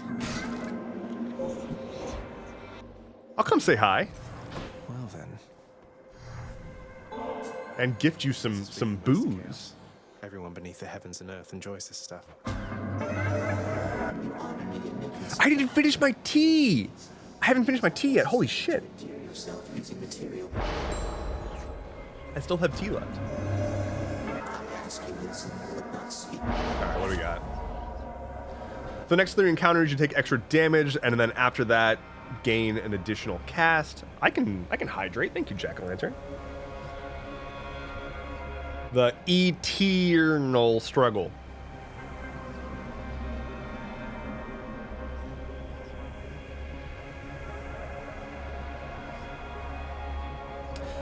For the next 4 encounters, you face more foes. Afterwards, you get more rewards. For the next 4 encounters, dash less after you do more damage with your special. Kind of want... Let's do the extra cast. Let's do the extra cast. See what happens. Prophecy foretold. What am I not allowed to do? I don't remember what I was not allowed to do. Do I take more damage, I think? I don't remember what the restriction was. Partially because I wasn't paying attention. Partially because I don't really care. Because restrictions don't apply to me. I'm a white man. I'm a cis white man. Okay, got a key. Get some health. Ow. Why am I being held? That's bad touch. I should not trigger traps. Good. That might be smart. Boop. Oh my goodness. Okay, I kind of dig this. I can get down with the bow. Down with this here particular sickness. Okay, but I need I need to get the ability to break shields is where I'm lacking.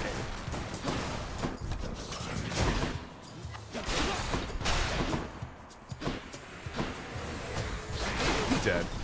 Oh god, it's the traps. Why? Oh my god. Stop that. Knock it off. You goober. Jack-o'-lantern says, I've always sucked at these games, but I love watching them. It's a fun game. Let's go Ares. Let's go Ares. I haven't done an Ares build in a while. Like that.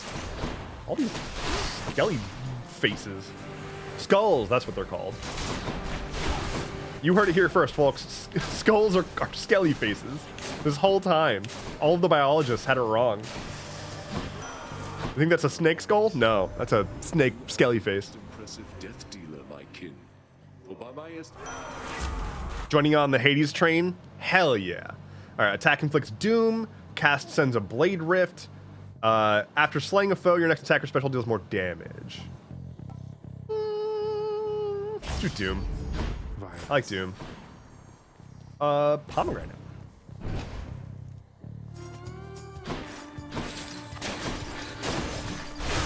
No. Nice miss, idiot. Nice miss, idiot. I'm too powerful. Cannot be contained.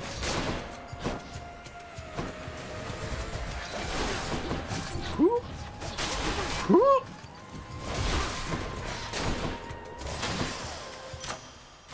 Delicious. Special deals more damage.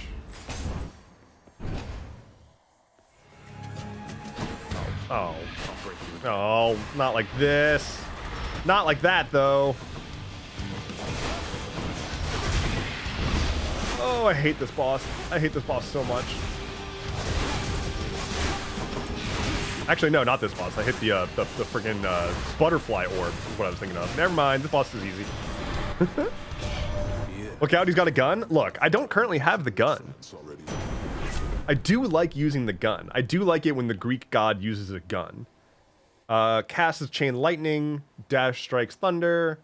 After you take damage, foes struck by lightning. I like the chain lightning cast. That's pretty chill. Give me the money. Hammer. Don't mind if I do. Hey, big boy. Who's a big boy? Who's a big boy with a club? That's a nice club you got there. You're doing really great. You're doing real great. Yeah, you're walking very great. Very scary. Okay, Big Belly Boy got me before Big... Oh my god. Okay, with the bellies, with the belly boys. Can we not? Okay. Concentrated Volley. Special deals +3 base damage to each consecutive hit on a foe. Attack deals 300% damage in an area but charges slower. Hold special for up to 250% base damage. Minimum range reduced.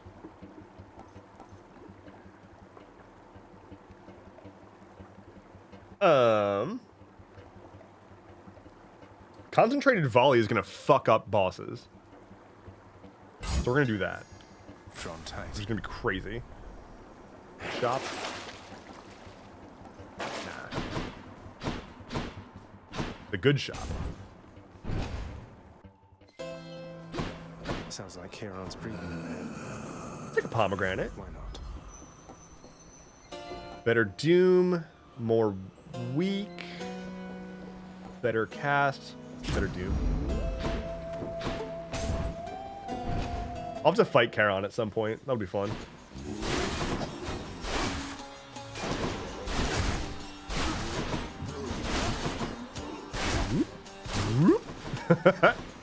Oh, hey. It's chaos again. Alright, my special is kind of goated right now. I'll need to do the take off the damage people from afar thing and just do melee bow strat. Power of Olympus. I mean, maybe I'll just keep buffing the special. Let me have it.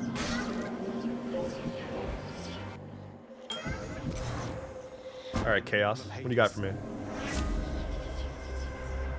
Face more foes, and then you deal more damage to undamaged foes. Life total is reduced. Afterwards, get more cast. Take more damage, then gain 39 max HP. I'm afraid to take this. I think the last time that I did this, I have less than 41 health currently. And this is saying that it will reduce my life total by 41, which I think proportionally reduces my health too, which would kill me. I think that has happened before. I may have made that up. So I'm gonna do this one. Sounds like a trade to me. Oh, that is a Demeter room. We love a Demeter. Oh, a free Demeter. Hello. Hi, mommy. Someday you'll gain the surface, Zagreus. Mistral Dash. Dash shoots out Gust and Chills. Can get her aid. After you take damage, completely chill your foe.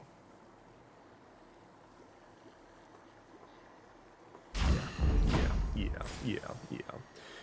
Fuck. That's a boss fight, and I don't have a lot of health Lots of coin there.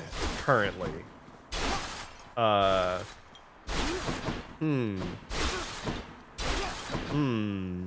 right. Which sister this time? Megara? Okay, I got this. I heard that you escaped. You know, I don't know. Okay, let's fight. Hi, Bay.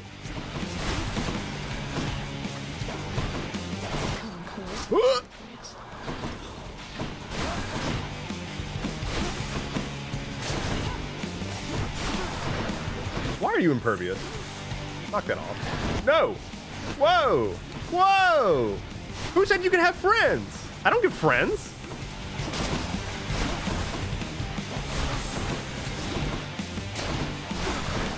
Wow, who said you can go impervious? I don't get to go impervious.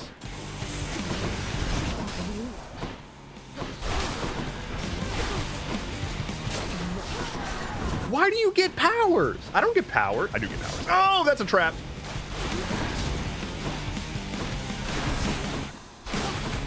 I don't want to lose my thing. My revive. That's it. Catch Zagreus. Okay. This is just excessive. 1 HP in a dream!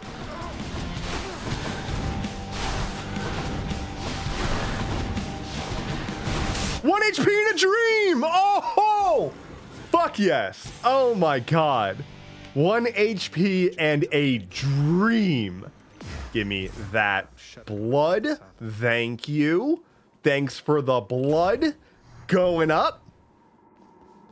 Hello, Krayley. What is this? This is Hades. I am the son of Hades, Zagreus, and I'm trying to fight my way out of hell because my dad sucks. My keepsakes. Okay.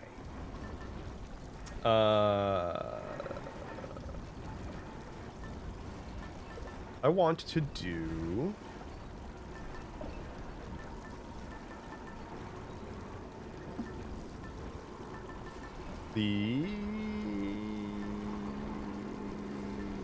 Let's get more Demeter. Let's get more Demeter.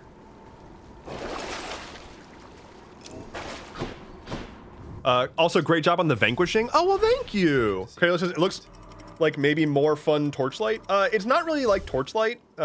It looks similar. I see why you'd think that. But it's much more... It's by the people that made Bastion. It's much more... It's a roguelite. So you're like repeatedly trying to fight your way out of hell. Ooh, there's a fish here. Yeah, it's the same people. It's super giant. So if you liked Bastion and Transistor, you will. This game is just a masterpiece. Also, the sequel's coming out soon. / is in beta or early access or whatever. Cannot recommend this game enough if you like Bastion and Transistor.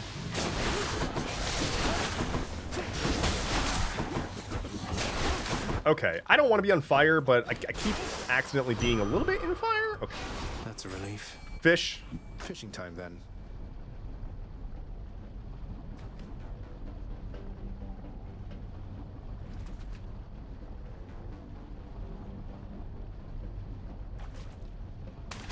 You're mine. I got a flame eater. Flame eater. It's fish. All right, money or love. We're off. Go talk to Eurydice. Hi, hon. I love this song.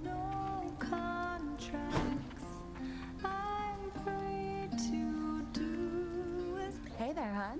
So what do you think? Pretty good tune, right? Don't know how come everybody doesn't sing. Lightens the mood, passes the time. What's not to like? It's a beautiful song. Even though you're angry with him, Orpheus, I mean, you're always singing still. Oh, it's not Orpheus' song. You kidding me? This one's all mine. He always did like going on about how I'm his muse. Well, that's because I wrote half his songs for him. Bet he didn't mention that, did he? Rhythmia says, chat, should I buy No Man's Sky for $24? Yes, No Man's Sky is ridiculously fun. Sounds good. Nope. Didn't mean to choose that, but sure. Cheers. No Man's Sky is a very, very, very good deal. At full price even right now. So, in fact, I really want to get into it, like get into playing it again. I have not played it in quite some time, but I've watched other people play it since like some of the more recent updates, and like it's really, really good. Is it fun single player too? Yes. Yeah, it is. It is plenty fun single player. There's not much of a reduced experience single player. There's just like other things that you can also do multiplayer, and they have like a hub area where you can find you can like join parties to do like multiplayer missions and stuff, but it's like pretty chill. It's a very good game. And it's really funny that all these companies are trying to like make similar-ish games with like procedurally generated worlds and whatnot, and they're all doing it worse than this game that came out like a decade ago now. Like Starfield is like technologically worse than No Man's Sky. Let's do better cast. Sharpen my senses.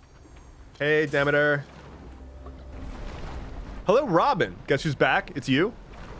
I didn't have to guess. I've made the purchase. Thank you. Oh, good.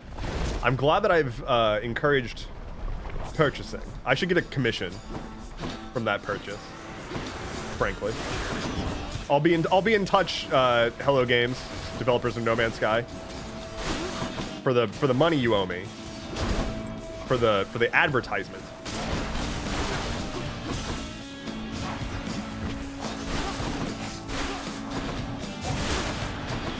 Can y'all die?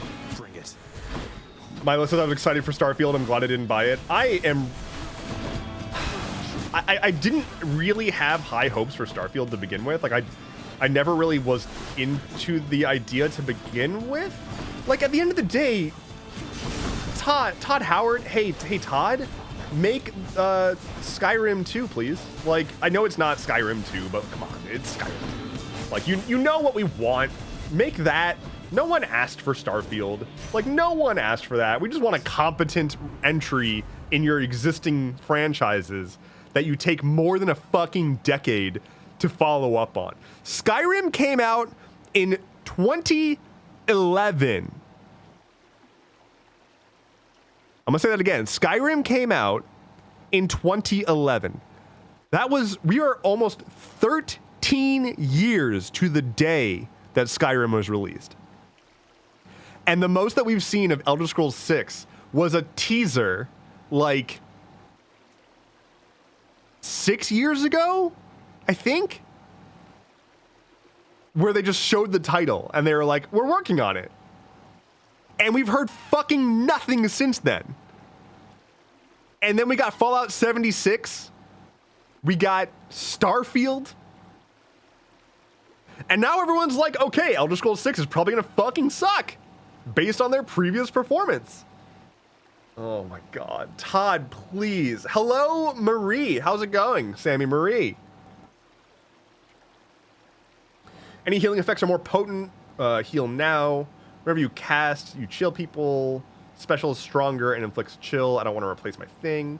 I'll do that. I'll do the healing. Good.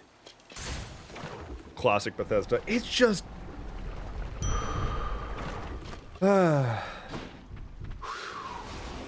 Have you seen the clip of Todd Howard surprised that the Fallout show did good? Did it do good? I heard that it was like better than it had any reason to be. But honestly, at this point, Todd Howard should be surprised at anything Bethesda is doing being good. They've been like, it's been brutal, man. Like, Skyrim was such a fucking slam dunk, and then they were like, you know what? Instead of like building on the game, we're just gonna re-release it a million times. Again, like compared to something like No Man's Sky, which came out around the same time, sort of. And they've just been like updating it over and over and over. Like if Bethesda had been spending this whole time, this past literal decade, like incrementally improving Skyrim, adding to it, like giving it some overhauls, making it, you know, more. Okay, sure. Like if there's that mod community that's like rebuilding all of Oblivion and I think Morrowind also in the Skyrim engine. And they've been putting so much effort into it that, like, by the time it comes out, the next Elder Scrolls is probably going to be out. Imagine if Bethesda just did that. Like, imagine if Bethesda was like, hey, it's not a new game. It's just, like, Skyrim, but there's more in it.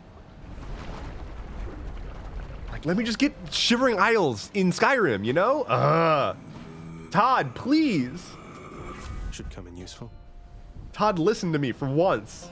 Whenever you cast, damage foes around you and inflict chill. Your call is a growing vortex that inflicts chill. Your dash shoots a gust ahead that inflicts chill. I don't have a dash effect now.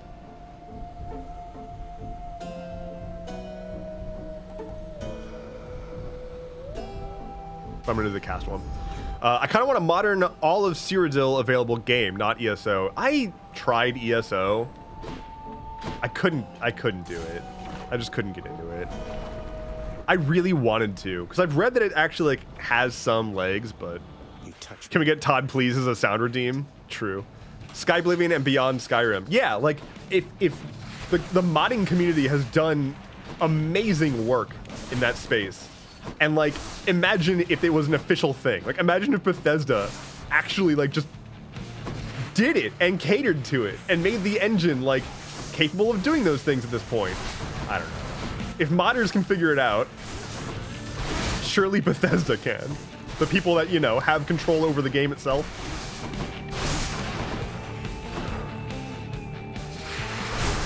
God, this is busted. Oh my God, this is busted. I would actually just settle for them, like, remastering some dungeons and shit. Because, like, my goodness, if I have to do the same fucking dungeon with the same color palette, the same set pieces, and the same everything one more time, I'm gonna lose it. And I know the answer is just play a different game, but sometimes I just want to play Skyrim. But then you're playing Skyrim, and it's like very, very obvious how Skyrim is. Because every fucking dungeon looks the exact same.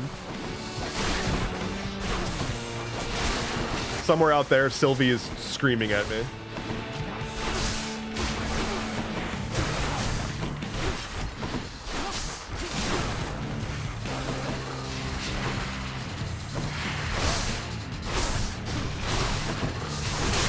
Get absolutely handled. Holy shit. I wasn't even paying attention to that fight. I was ranting about Bethesda's software development stuff. Hello, Honeybee. What's up? Christoph Dan says, I just want Dremmer back or more lore. You are testing my patience. Rip the pony boy.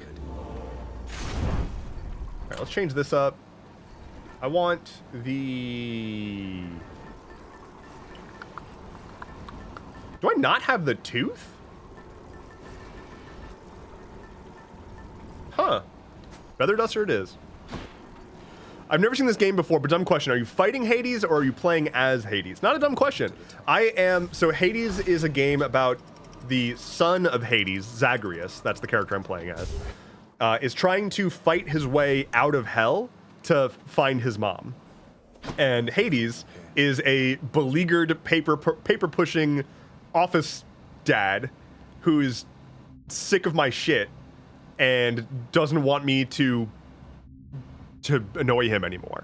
And so the way it works is the first portion of the game is you fight your way out of hell to find your mom, to spite your dad, who is like deeply disappointed in you, and makes fun of you. Every time you die, you go back to hell, right? Like you go back to the house of Hades because you died, and he's Hades. So whenever you die, you just go back home, and he makes fun of you, and you try to fight your way out again. Once you successfully fight your way out the first time, it changes up a bit, and you are now working with your dad to strengthen the security of hell, basically, to make sure nobody else can fight their way out. So now it's a matter of like, I'm empowering I'm making the underworld safer by fighting my way out, but I'm still trying to find my mom and like have time with her. Like I'm still in the portion of the game where I have only fought out a couple of times, and so he's met his mom like twice, but he can't live on the surface. So whenever I find my mom, I only have like a couple of seconds to exchange stuff with her, and then I have to restart the game. Eventually there's more to it. There's like more sort of like sections to the game, but primarily you are fighting your way out of hell. Get out of here. All the characters are really hot. Along the way, you are aided by all a bunch of gods that are up on Mount Olympus, because they're like, oh, we like you, Zagreus, come find us. And so you like get the help of the gods, you get their boons and whatnot that powers you up. Regenerating. And yeah, everyone's hot because it's Greek mythology. So currently in Elysium.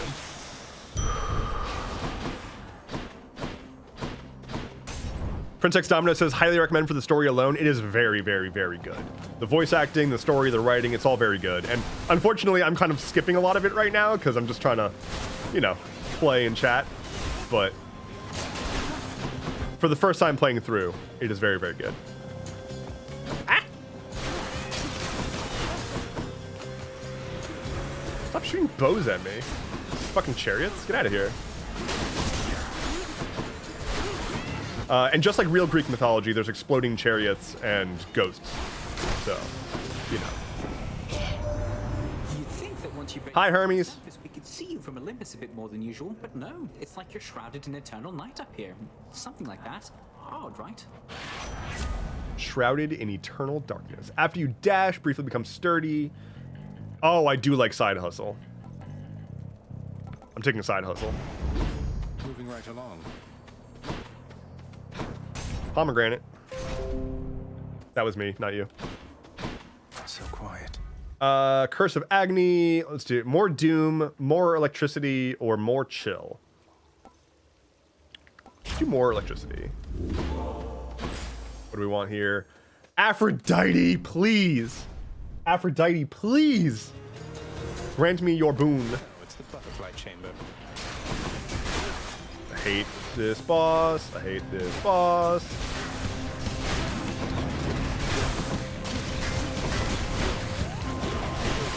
Just want to spam the boss down. Okay, okay. Now manageable. Whoop. Huh.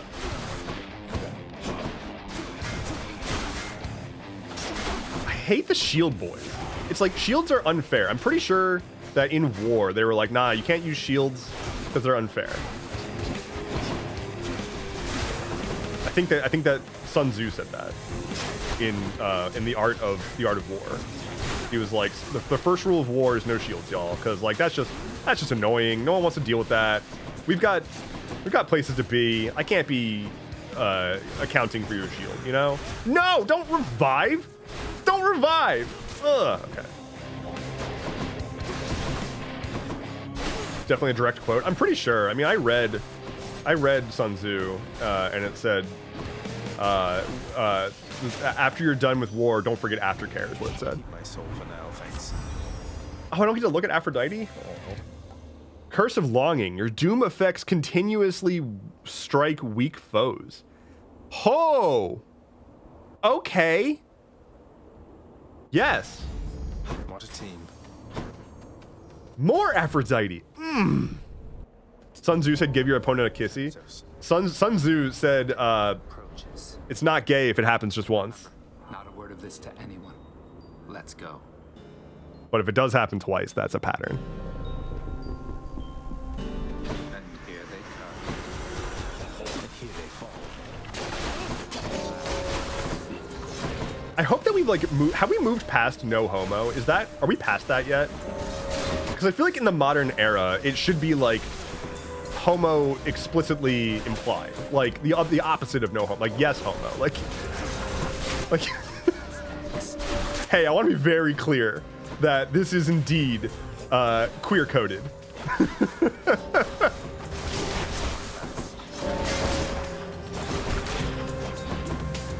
Thanatos, look, I know we're having a little bit of a challenge here, but you could calm it down. Just dripping with homo. The shields, we talked about this. Sun Tzu, come on. All right, I'm good. Kicked his ass. Lady Aphrodite. Oh, but I wanted to see the pretty lady. Oh.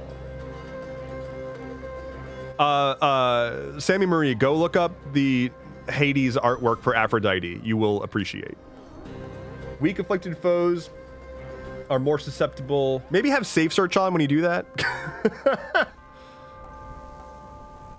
Dashing deals damage. Chamber health rewards are worth more. Weak foes take more damage. That's that.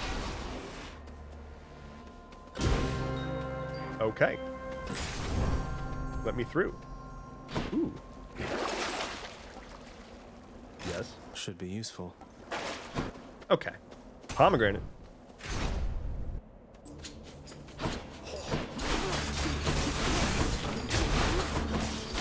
Nice bow, idiot. Mine's better.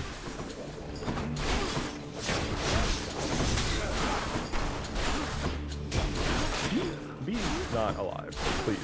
And thank you. With the shields. Okay, we good, we good. Hello, my friend.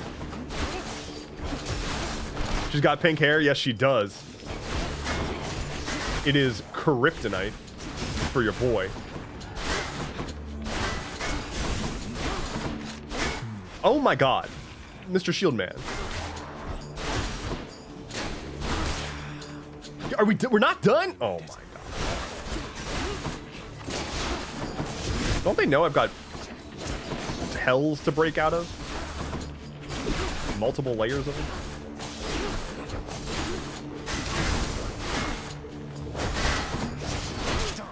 This Doom plus Aphrodite boon is kind of wild.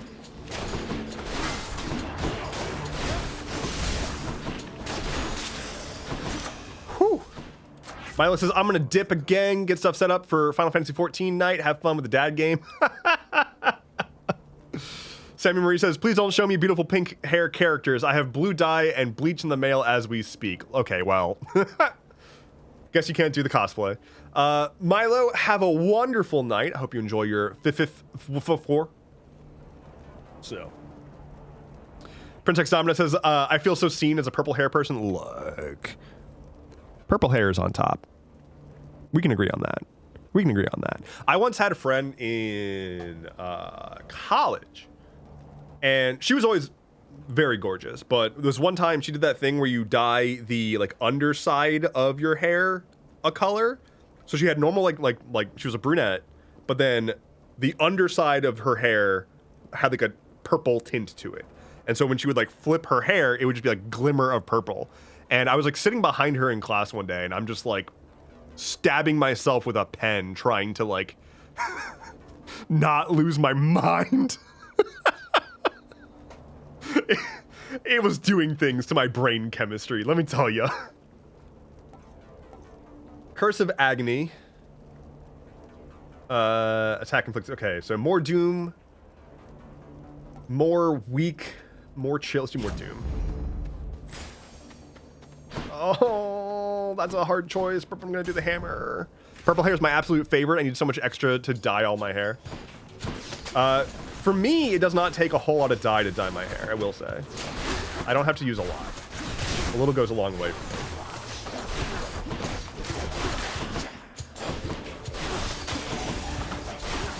But, you know how it is.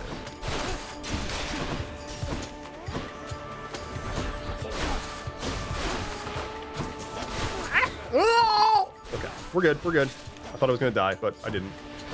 I'm too powerful. Enemies? Oh.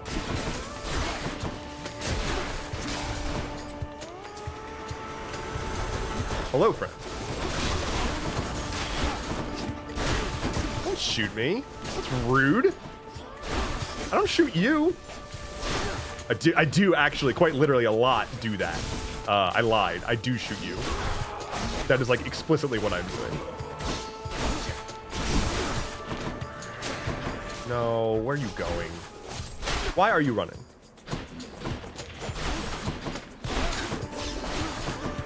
Damn it, Will's come back. Someone revived. And I don't approve of that. I did not sanction that. They did not submit the proper paperwork. And he's got a shield. Sun Tzu's gonna have a word with you. Whoop. Okay. Hammer. Point blank shot. Attack deals 150% damage to nearby foes. Your power shot is easier to execute and deals extra damage. Your special fires more shots, taking that immediately. Quite the bow. Holy damn. This is gonna be so good. Health. Prince Exominus says I got hair to my thighs. Holy shit. Long purple hair, you say? That is, very nice. Well done. You've made good decisions in your life. And I'm proud of you. See, I don't have to simp. I can simply be respectful. At the abstract, I'm simping at the abstract concept of long purple hair. Like, it's not even, I haven't seen a picture, not even a specific thing, just like the abstract concept.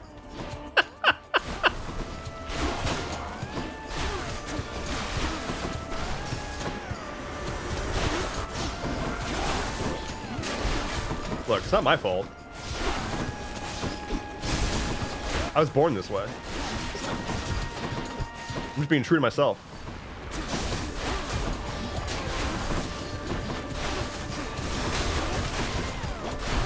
I think I might have mentioned this story on stream before, but like I did back when I had hair, I dyed it once for Halloween, and everybody thought that I was some dude named Jack. And I don't know who Jack is to this day. I was like hanging out with my friends' friends, and they just thought that I was this guy named Jack who was like famed for eating like mayonnaise packets at McDonald's or something like that. Like he like took a bunch of like mayo packets at McDonald's and like ate them all for a dare. And so like this entire Halloween, everybody was like, "Oh, hey Jack, you're that guy that ate all the mayo at McDonald's." And I'm like, "What?" I just dyed my head white. Hey, Aphrodite.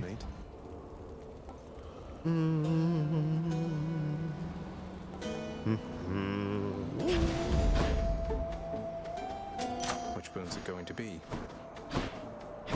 Okay, time to fight the boys who are back in town. Big crowd, huh? And where do you think you're going, fiend? Why mayo? I have no idea. Asterius and myself without a fight. What's up, Theseus? How's your ship? No, on quite the contrary. I've been under no impression that avoiding conflict is an option. You hellspawn shall not traverse that gate behind me whilst my compatriot... Prepare for death, he says.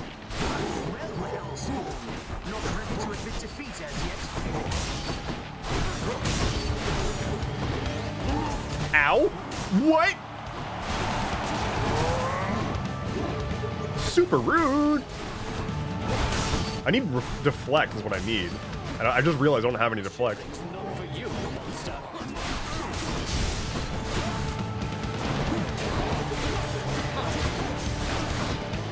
Whoop. Whoop. Whoop.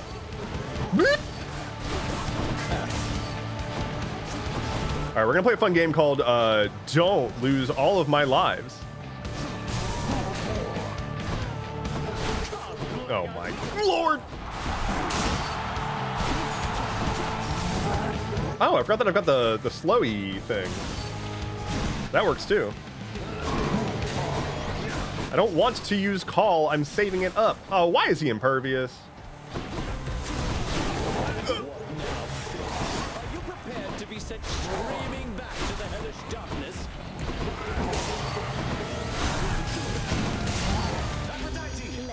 Aha! The big hit! Thank you, Aphrodite. Okay, okay, okay. The Beastie Boy is taken care of.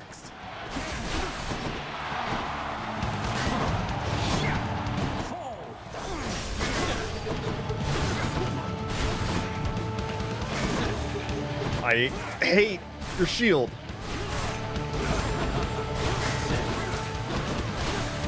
Not yet.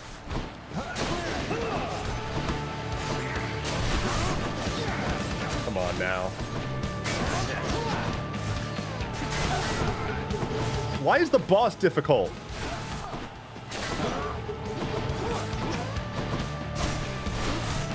You are unwelcome in Elysium, and I shall Nice miss, idiot. escort you out. Okay, I would like health is the thing. Anyone want to like give me health?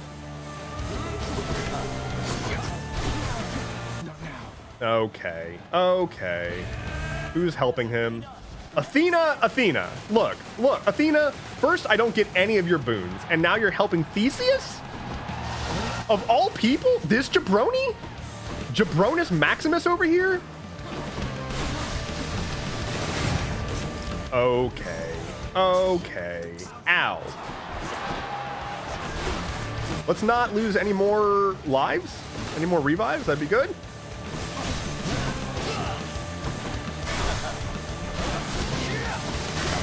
Wow, he's got like super spinny.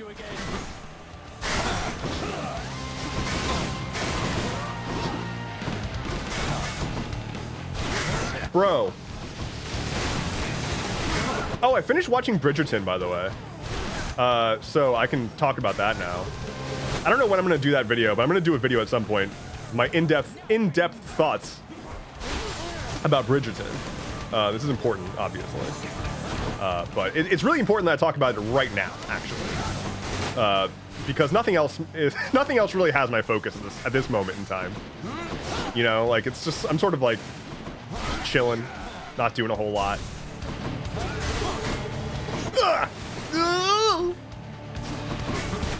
Show was pretty good. I'm now watching the I'm watching the Queen Charlotte miniseries. It's based in the same universe. Digging that too. I Lost Another Life. My bad. That was a bad boss fight. I probably should have focused on the boss fight instead of thinking about Bridgerton.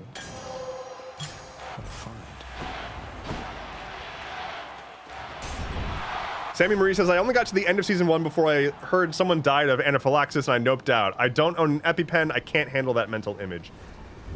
That is fair.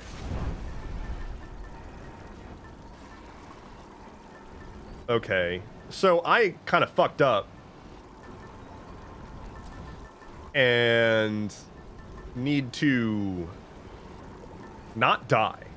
So we're gonna use... All right, we're gonna invoke Athena. We're gonna get an Athena boon because I need it, like real bad. So close. Wait, that was dumb. Why would I do that? I'm going to the labyrinth. God damn it. If it makes you feel any better, Sammy, there's the anaphylaxis thing happens like, I want to say really early into season 2, like the first scene, I think, of season 2. And it doesn't really matter. So you could potentially just skip that one scene and there's nothing else for the rest of the show that's like that. I will say though, I did have, and this will be in my video, I did have some oof about when Daphne literally rapes the Duke. Like, that doesn't feel great. That was a decision on the showrunner's part for sure. I get it. I do get it. But also, she did that. That's what happened.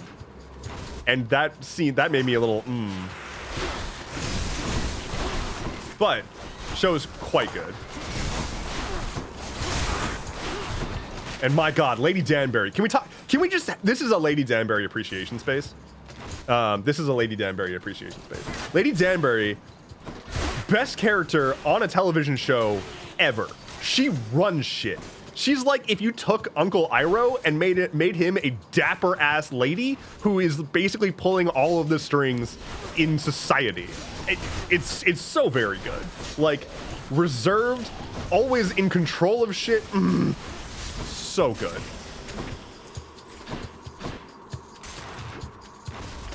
And her fashion is just beyond next levels. I'm telling you, the hats, the get-ups, sure, please. Yeah, I aspire to be Lady Danbury, for sure. I think we can all aspire to be Lady Danbury. It comforts me to see. Hello, Lunar Harpy. I'm confident that you shall make your way. Welcome in. Exeem says, every time a show becomes super popular, it makes me want to watch them less. It's not that they are bad, but the executive dysfunction is what makes it hard when everyone wants me to watch it. I feel that. I super feel that. I super feel that. Yes, 100%. Absolutely. That's me with The Wire. That's me with The Wire. And like, I have tried and I can't. That's also me with, I mean, there's been a handful of shows that I feel vindicated because like Westworld apparently went really bad. I was watching Game of Thrones, but then it went really bad. I totally feel you.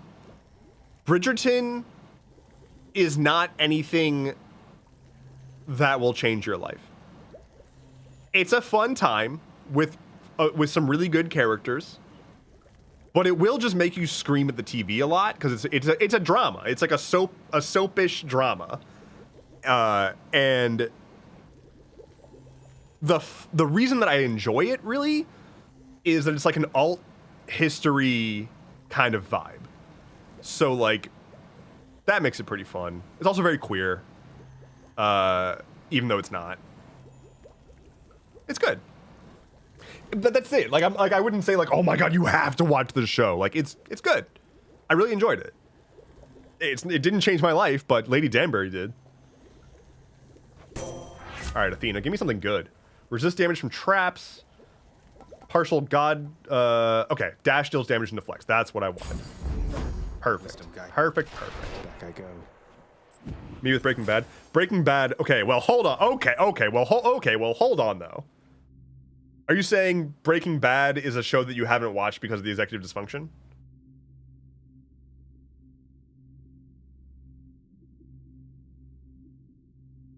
I take back everything I just said, and you need to go watch Breaking Bad. I take back everything I just said. But Dev, did you see what I said? What did you say? Wait, what did you say? Something, purple-haired dapper lady in control gets your knees weak. Yeah, basically. I mean, kind of.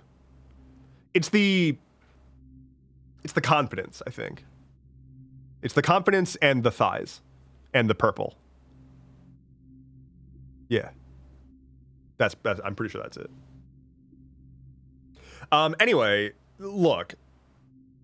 Breaking Bad is extremely good. Better Call Saul is even better. And is made better by having watched Breaking Bad. Which means you need to watch Breaking Bad. It's camp outside. Okay, Aphrodite. Let's do it. Here goes. I mean, at the end of the day, look, what I'm trying to say is if you show me a red flag, I will show you my love and devotion. Because I'm fucked up. I'm like super fucked up. I'm like a red flag magnet. Like my... I wish I could talk about my like dating history on stream, but it is not appropriate, and it is a lot, and it is not a lot of people, but like the things that occurred are way more significant than I am able to talk about on a stream. So, unfortunately, I cannot. But there is some wonderful lore.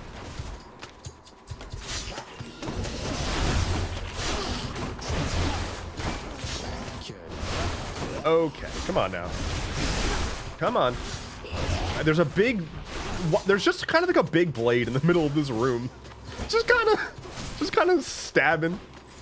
Oh yeah, that's just our blade room. That's just the room blade, you know? Everyone's got a big stabby room blade. What are these rats? There's so many of them.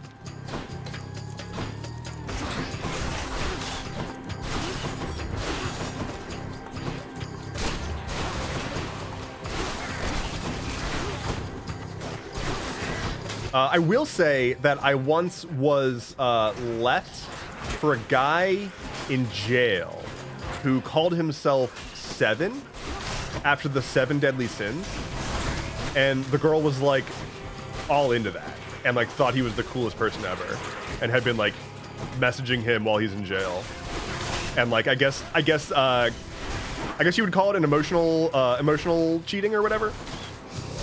An emotional affair, that's the term. And yeah, dude called himself Seven. Real cool. What a guy. In the name of Hades. That wasn't a joke, by the way. That's real. Like, that is a real thing that has happened. Sven for short. Weak effects have a longer duration. That's actually really good because my my thing hits people who are weak more. So that's good. I'm back. Okay. I will take pomegranate now. I bet it's in here. Oh wow, I thought getting dumped by my ex or his married ex-girlfriend was bad. Oofa. Yeah. Strange that. Strange how people will, you know, do that.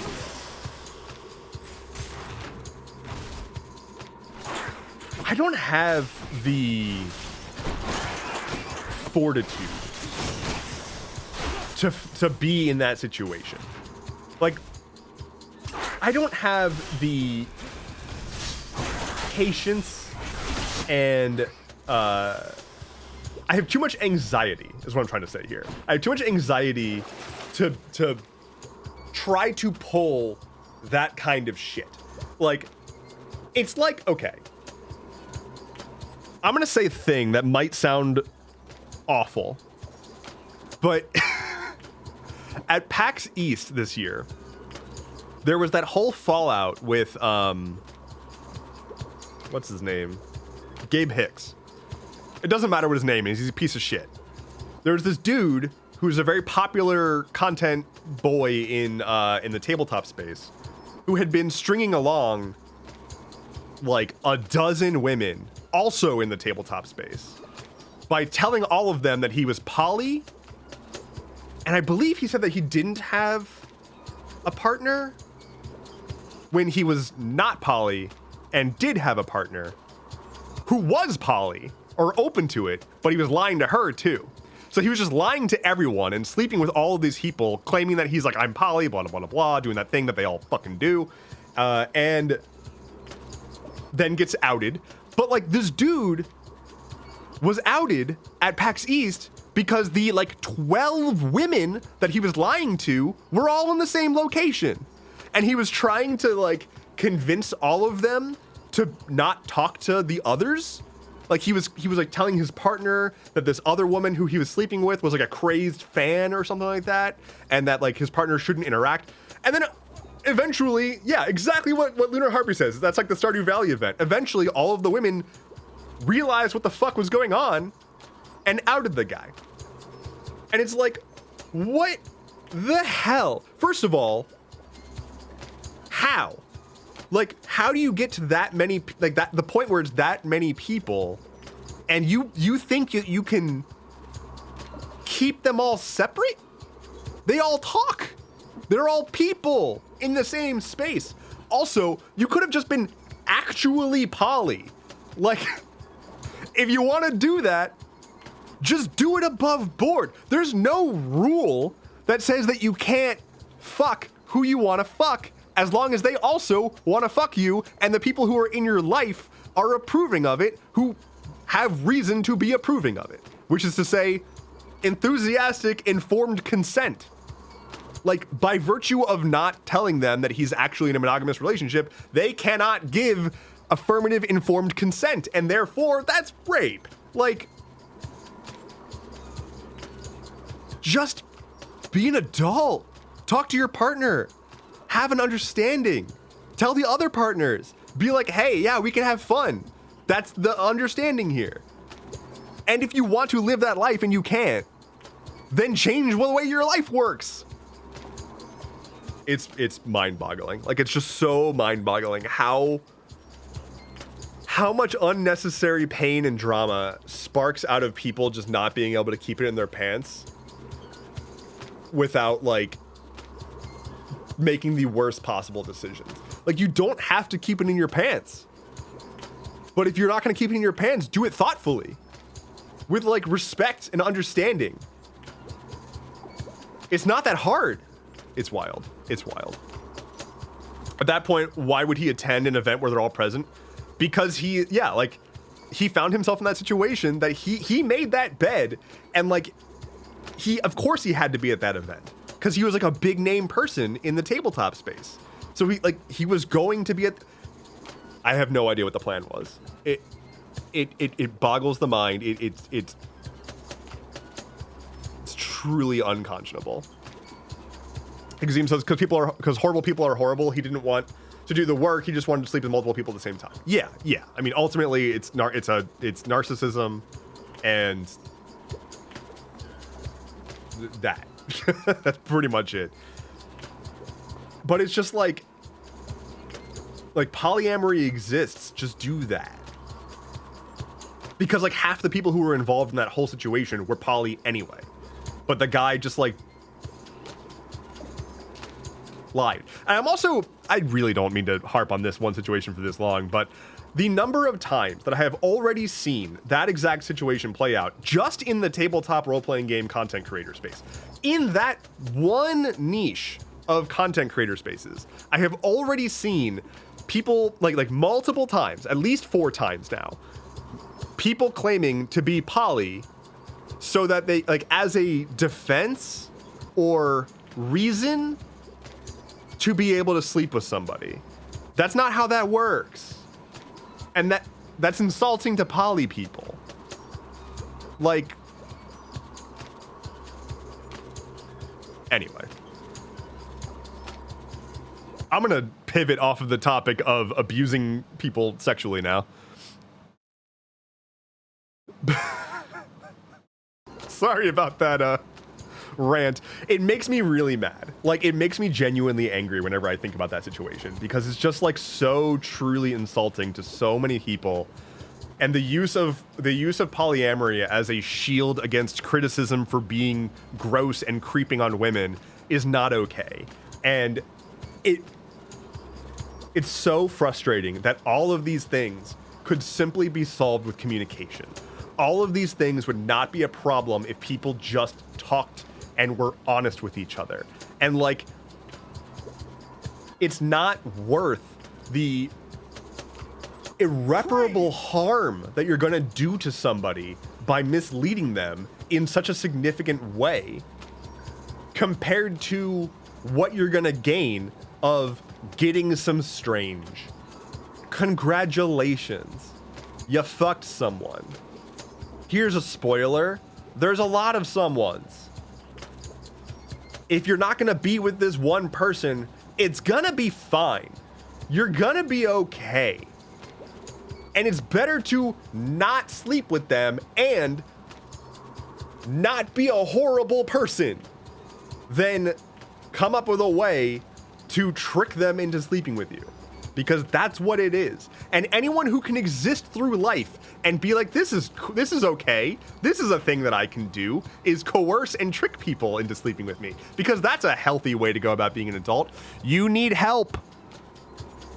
And you need to be evaluated. Because that's not okay. And in no way is that healthy or a reasonable thing to think as a fully functional adult. All right, all right, back to, okay, what was I doing? Video games? Video games. I'm sorry, I need a second.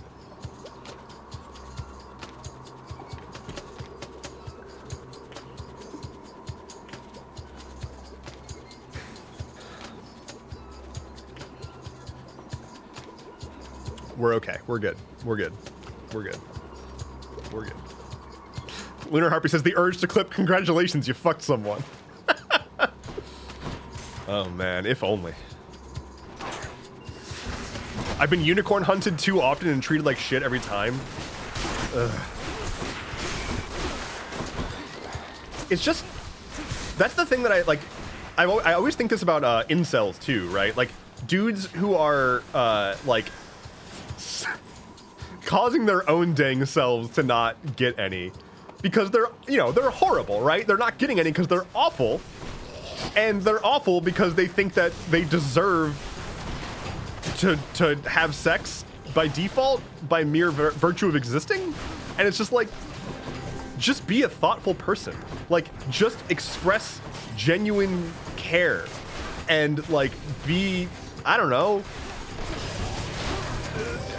just be a person. It's not hard. There are literally like online groups for kink and experimenting and polyamory or just group stuff in general or one-on-ones. There's all sorts of stuff. And all you got to do is not be a weird little creep. Like, all you got to do is be respectful of the fact that you're engaging in this extremely intimate thing with human beings, and they're being discerning about who they want to engage with this extremely intimate thing with. Power. It's not hard. All you gotta do is open Reddit. Attack inflicts doom. Week lasts longer. Hello, Ash. Bear Ash, specifically. Sammy says, so many guys tried that when I was a teenager, but my delusional self scared them all off. Scared them all off back accidentally, telling them that I was waiting until marriage and they had to fall in love with me first. I wish I had recordings of some of the reactions I received because I used to say that shit with my whole chest. Seth says all you gotta do is not be a weird little creep while I'm out. Look, it's not that hard though.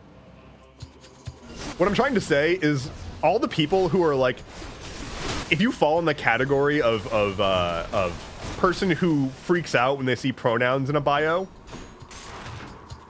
like, just don't do that. Like, just be open-minded, and suddenly the world opens up to you. Like, if you're a person who's like, why don't women like me? And then you turn around and you're like, women are terrible and shouldn't have rights, and what are pronouns, and fuck the gays, and all these other minorities, I hate all of them. Women aren't really into that. They're not, by and large. That's not a good game plan.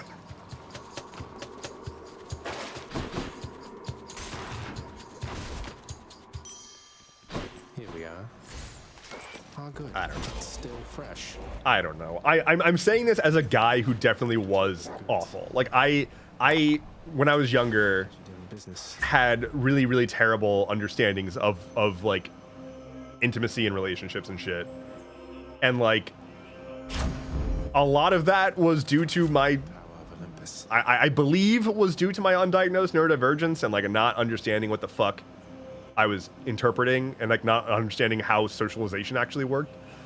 But I internalized a lot of bad shit that led to the really shitty thinking that's prevalent in young men now.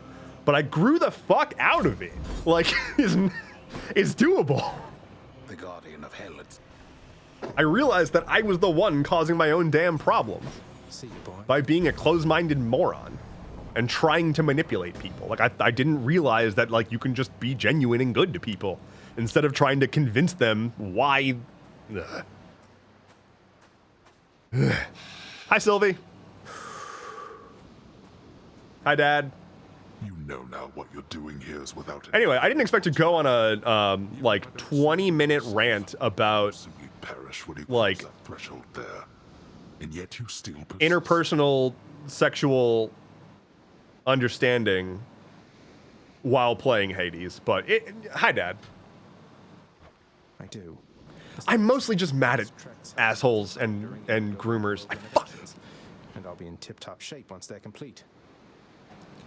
There's so goddamn many groomers in the content creation space, and I fucking can't stand it. And I can't stand the fact that even if like I see it happen, and it has happened to my friends, and I will call them out, people are like, oh, well, you know, it's hard to tell if they're grooming or if that's just how they are. And it's like, no, this is fucking grooming! There are multiple people who are platformed individuals that I have direct understanding of the fact that they are groomers, and they have gone after my friends, and I have tried to talk to people to be like, stop platforming these people. And they're like, well, it's your word against theirs. And I'm like, no, it's my word and all the victims' words, actually. I'm going to stop talking before I say something that gets me, like, into some kind of beef I don't want to deal with. Support. The renovations... Because it's very, very difficult being a dude and, like, knowing that it's quote-unquote not my place to, like, out people. Because, like, the victims are then put in a position by my hand that they didn't ask for. And so, like, I can't do the thing. But also, if like the victims aren't willing to come forward because they're afraid of the person, or they're afraid of the blowback, or they don't want to deal with it, then I'm just stuck here knowing that there's dangerous people getting away with it. And like, that's just the case. Like, that is the case.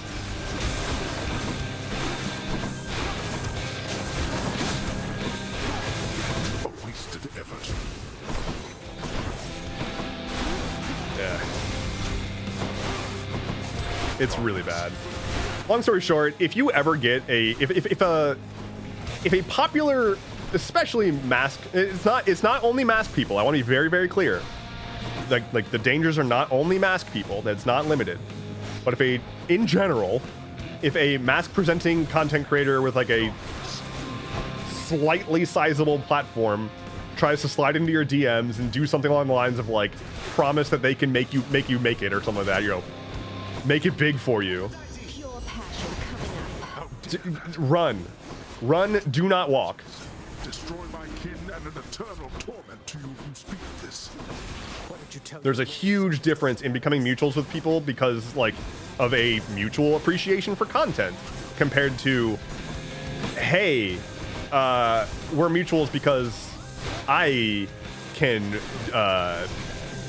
make something happen for you. Just do what I say, and then.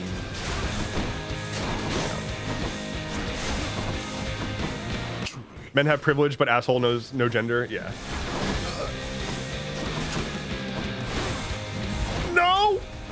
Okay. I don't want to lose my life on the first health bar. Okay. Not doing great. I do love this music. Oh, buddy. But yeah, there was this one dude who unfortunately still has a platform, but like a friend of mine posted a picture of herself looking attractive, and like immediately I had like the day before, I think, warned her because I considered her to be a relatively high likely target for this guy in particular.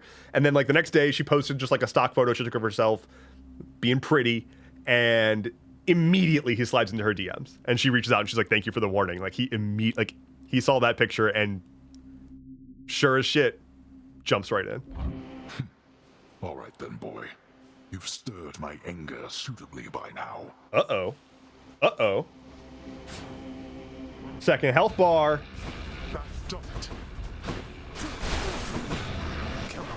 My dad's shooting lasers at me. You were groomed in a Diablo 2 chat? Okay, well, first of all, Diablo 2 chat is where life is made, right? But, like, that's surprising. The only thing that ever happened to me in a Diablo 2 chat was fucking scams.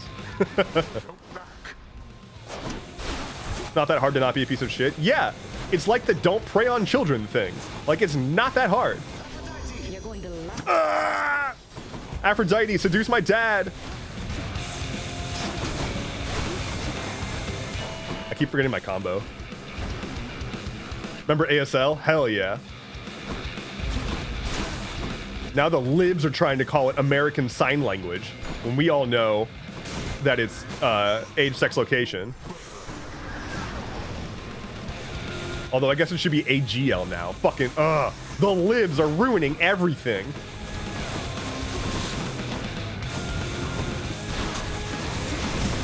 Can we start ironically blaming the libs? I mean, the libs are actually to blame for a lot of my problems. But can we start just like saying, ugh, the libs? Dad, why are you mad? Dad, why are you shooting lasers at me?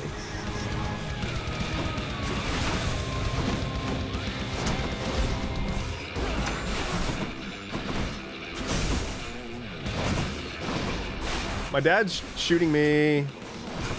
I don't like it. Ow. Oh, I was standing right in the...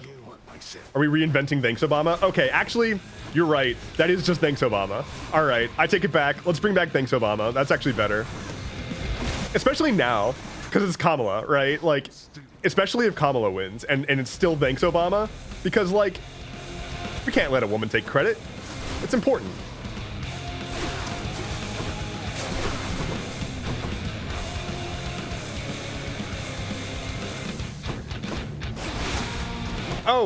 Okay. No, this is getting... Oh, wait, I still have a revive. Oh, okay, I'm fine. Fuck this shit. Haha! Spam! You're dead, Dad. Blast you, boy. You think you are superior to me? You are a fool. This is not the third health bar, is it? Okay. Oh my god. I'm pretty sure that you don't have to deal with his third health bar until you do the increased boss damage stuff or boss challenge stuff. New record. 4 clears in a row, but my clear time was trash. You think you fell out of a coconut tree? My weapons can grow even stronger now.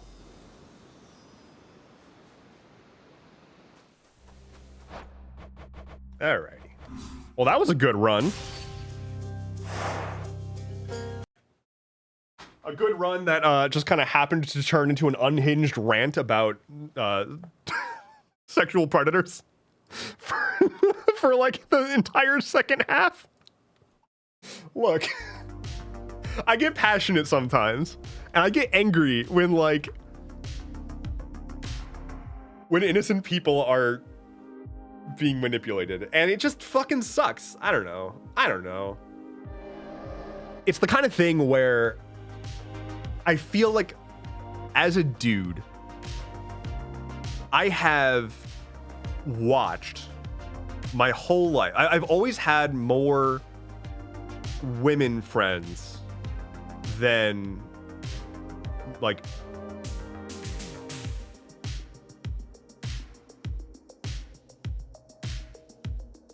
this is important. He's wagging in his sleep. Oh, he stopped. I got like a tiny little clip of it right at the end. Okay, well, we're going to keep it on the Flynn cam. We're going to keep it on the Flynn cam for now. I have more, or I've always had more women friends than men friends, and I feel like I have spent, I can hydrate. Oh wow, I'm like 3 hydrates behind. Okay. I feel like my whole life I have seen the same thing play out. Like I've seen grooming happening to my friends, and I've been told that I'm overreacting, or I've been told that, you know, oh, you must be jealous, stuff like that. And then the thing that I thought was gonna happen happened, and then what do I, like, I'm not gonna, I told you so, and also the damage has already been done. It's very, very frustrating. It's very frustrating to be labeled as jealous or disingenuous. I thought I changed my stream thing back to just chatting. Jealous or disingenuous when you're just trying to like call out behavior that you've seen before and probably are going to see again. It's a lot of it comes down to, and I really don't want to sound like it's victim blaming, but a lot of it comes down to, in the moment, the victim who's being groomed, because that's what grooming is, believes that it's more than that, right? Like the victim is being actively manipulated to not believe you when you say, hey, I think you're being groomed. Like, I think that this person is trying to use you. I think that they're trying to make advances that you don't realize is happening. That's the point, right? And so to then be in a place where it's like, okay, now I have like a following, and I'm like meeting other people with other followings, and I'm learning that some of these people are dangerous. And like, now at this scale, it's just so much harder. And in a world of like DMs and, you know, instant communication anywhere all the time, it's just so prevalent and it's so rampant. And so many people are just constantly being abused, and it sucks. I'm not trying to make this be a downer of an end to the stream. It's just, this is what's on my mind right now, I guess. Watergarden says, very valid. It's like an alcoholic having to accept what's happening. Yeah. Honeybee says, I've had so many friends downplay what's happening and it's agonizing. Yes, absolutely. I have had conversations with friends where I'm like, You are being groomed. What you are saying right now is nonsense. Like the way that you're talking about this person doesn't make sense. Like do you hear yourself? And they don't. That's the problem. And it's not their fault. These people who do this have been practicing their entire lives and are manipulators. They are master manipulators. That's what they do.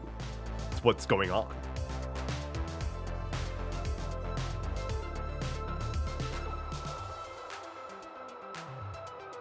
Do you have sisters? That's usually what plays in that kind of thing. I do not have sisters. I was just a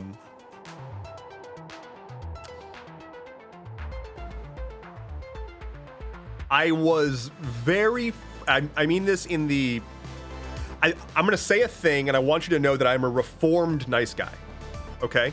I'm a reformed nice guy. But I was very frequently put in the friend zone. And there's no such thing as the friend zone. That is a myth. That's nothing. But very frequently when I was younger, because I didn't actually understand how the fuck social interaction worked, I very frequently just ended up being adopted by women. Like I very frequently had girls in my school or whatever that just kind of like, I was their pet boy. And it was frustrating at times. It was not frustrating at other times because like I didn't really care for certain situations and I did care for other situations. But what I wasn't able to understand, or what I didn't understand at the time, was, you know, being friend zoned is a self-defeating concept. But like, that's okay. Like, if the friend zone is going to exist, if we're going to pretend that it exists, it's okay to be there because it's chilling. Like, they're still a cool person. You're just a horny teenager and this person didn't reciprocate and now you're mad about that. And you want to be able to be mad about that. And you don't know how else to process those emotions. And mad is not the correct emotion. Like, you don't know what to do. And so you just default to mad because hormones. That's the big thing, is not knowing how to process that kind of like rejection. Because it's not even, it's just like, it's not even really a rejection. It's just the non-agreement. I don't know. Big feeling equals mad because big feelings. Yeah, I mean, when you're a teenage dude, like, oh yeah, and RSD goes hand in hand with ADHD. I didn't realize until it was way too late how significant my RSD is. I have severe RSD. And again, if I could talk about my dating history, it would explain a lot of it. But it's just, it's hard. It's hard. It's hard because there's not a lot in the way of healthy teenage age male role model stuff. Former Future Frog says RSD, rejection sensitivity dysphoria. It is essentially just like, it is a condition where like rejection is so severe for you that it's like a physical response. So like if I experience rejection, it doesn't even have to be rejection. It can be the thought of rejection. It can be a reminder of a time in my past when I was rejected. It could be a abstract situation in which, like, even though it's not happening in the moment, I can connect two dots that gives me a way to think that I could be rejected or that I was rejected in some way. It truly doesn't matter, but it will trigger my fight or flight, and it like is genuinely difficult to process. Like, it is genuinely hard for me, and it will just like fuck my day up. Mine feels like a sword through my chest, says Water Goddess. Yeah, absolutely. I'm getting some texts real quick. Let me see if this is... Okay. Clock Mom says it also has to do with you experiencing rejection before you even put yourself in a position to be rejected. You don't just put yourself out there. You just don't put yourself out there because you assume rejection. Yeah. Sammy Marie says, I get that when I try to reach out and make new friends. I regret ever speaking and retreat to the shadows. Well, I understand. I do. And it's definitely hard. And it's definitely confusing.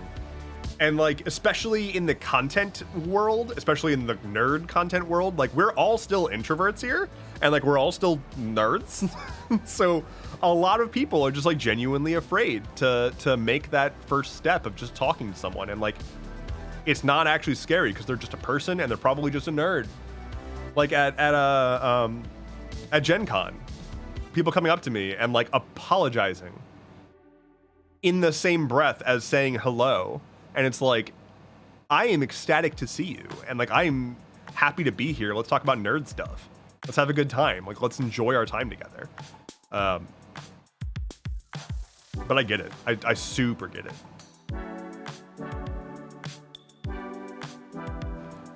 Okay. I've talked a lot about big feelings and really just unfortunate subjects towards the end of this stream. Oh my goodness, Mr. Flynn. Oh my goodness. Oh my goodness. Hold on. Hold on. That belly is gonna get a rub.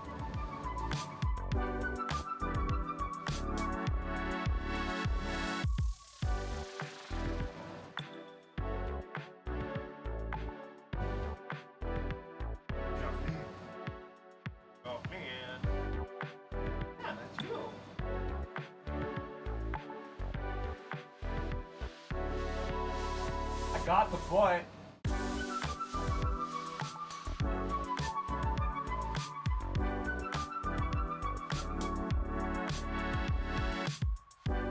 Wait for it. Oh, big yawn.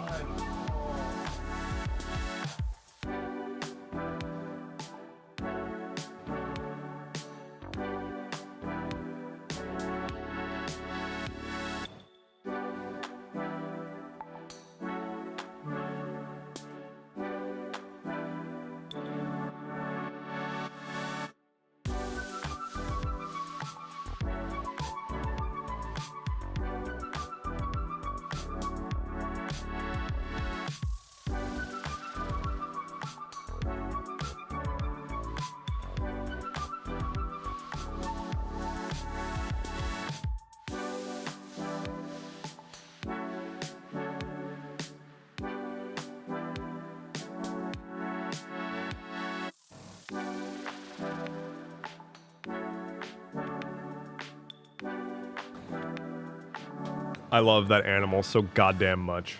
Like, too much. I love him so very much. Can Flynn teach my currently barking demon to chill?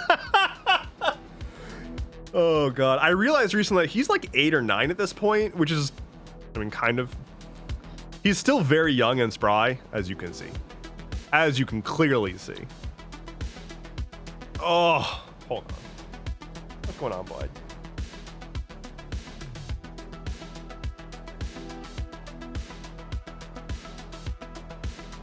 But yeah, he's honestly like not really, he's calmed down, but he's not really showing much signs of like aging yet, which is good. But he's a good boy. Look at that big boy. Mine turns 9 this month. He's still a demon. Oh, I'm very sorry. He gets hype. He gets very hype. And to be clear, he's a terrorist. He spends like every single night just staring at me until I give him a treat. And then he'll come back and stare at me. And I'll like play with him for a bit and he'll be like, okay, I'll play. And like 3 minutes into playing, he stops and he's like, but what about a treat though? How about that? And then I'll be like, no, you just had one. And he just stares at me. And he just gets like closer and closer and closer until he's like on top of me. Extortionist. Tell you what. Okay, well, thank you. Okay. Here's the thing is I'm going to stop the stream. Because we are coming up on time. So, I have a few parting thoughts.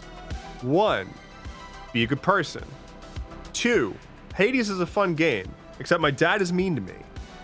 3, Flynn's good dog. 4, it's trans outside. 5, Sylvie is dumb.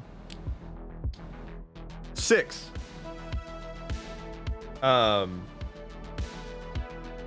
play Palia with Water Goddess in Discord. 7, join my Patreon. 8, check out my merch store. Y'all, and everyone in Hades is hot. Attention, learn that. We are being Lilith. Lilith. No. I'm signing off, Lilith. I'm in the middle. I'm literally Lilith.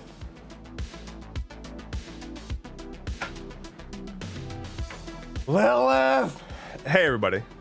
How's it going, everybody? Welcome in. Welcome in. Welcome in. Hope you're doing well. Now I gotta find someone to raid. I guess we're gonna raid someone because I have to. Now I have to. Let's see. Let's see. Let's find someone to raid. Who's? Let's see. Lilith, I was gonna raid you. We can raid. Okay-ish. Y'all want to raid Okay-ish AF? Or Anita? Okay-ish or Anita? This is the first time that we've done a poll. We're gonna do a poll on who to raid. Poll. Who raid? Okay-ish or Anita? All right, vote. Democracy. Whose lands are we invading? We're going to go invade someone's land. Who are we invading? Also, Lilith, I hope you had a wonderful stream. Thank you for thinking of me when you went to go raid. I apologize that the timing did not work out. But always lovely to see you. All right, ending poll. Okay-ish it is. All right, well, y'all are the greatest, as I mean, we knew that. We knew that. Thank you so much for being here. The last thing that I wanted to say right before I left is to check out my merch store, merchfrom.dev. Ow, I just hit my hand on my mic stand. Merchfrom.dev. I've recently dropped all of the prices. There's some new fun modeled photography with your boy Truly up on there. And there's gonna be some more designs and products coming out in the near-ish future. But with that said, let's go raid Okay-ish AF. I hope you all had a wonderful stream. I certainly did. And that's all I got. That's all I got. Take care. Be well. I'll see you on Thursday. Let's raid. Our raid cheer is... Hey, everybody just a lowercase, all lowercase, H-E-Y, lowercase specifically. Just hey, okay? Here we go. Boom.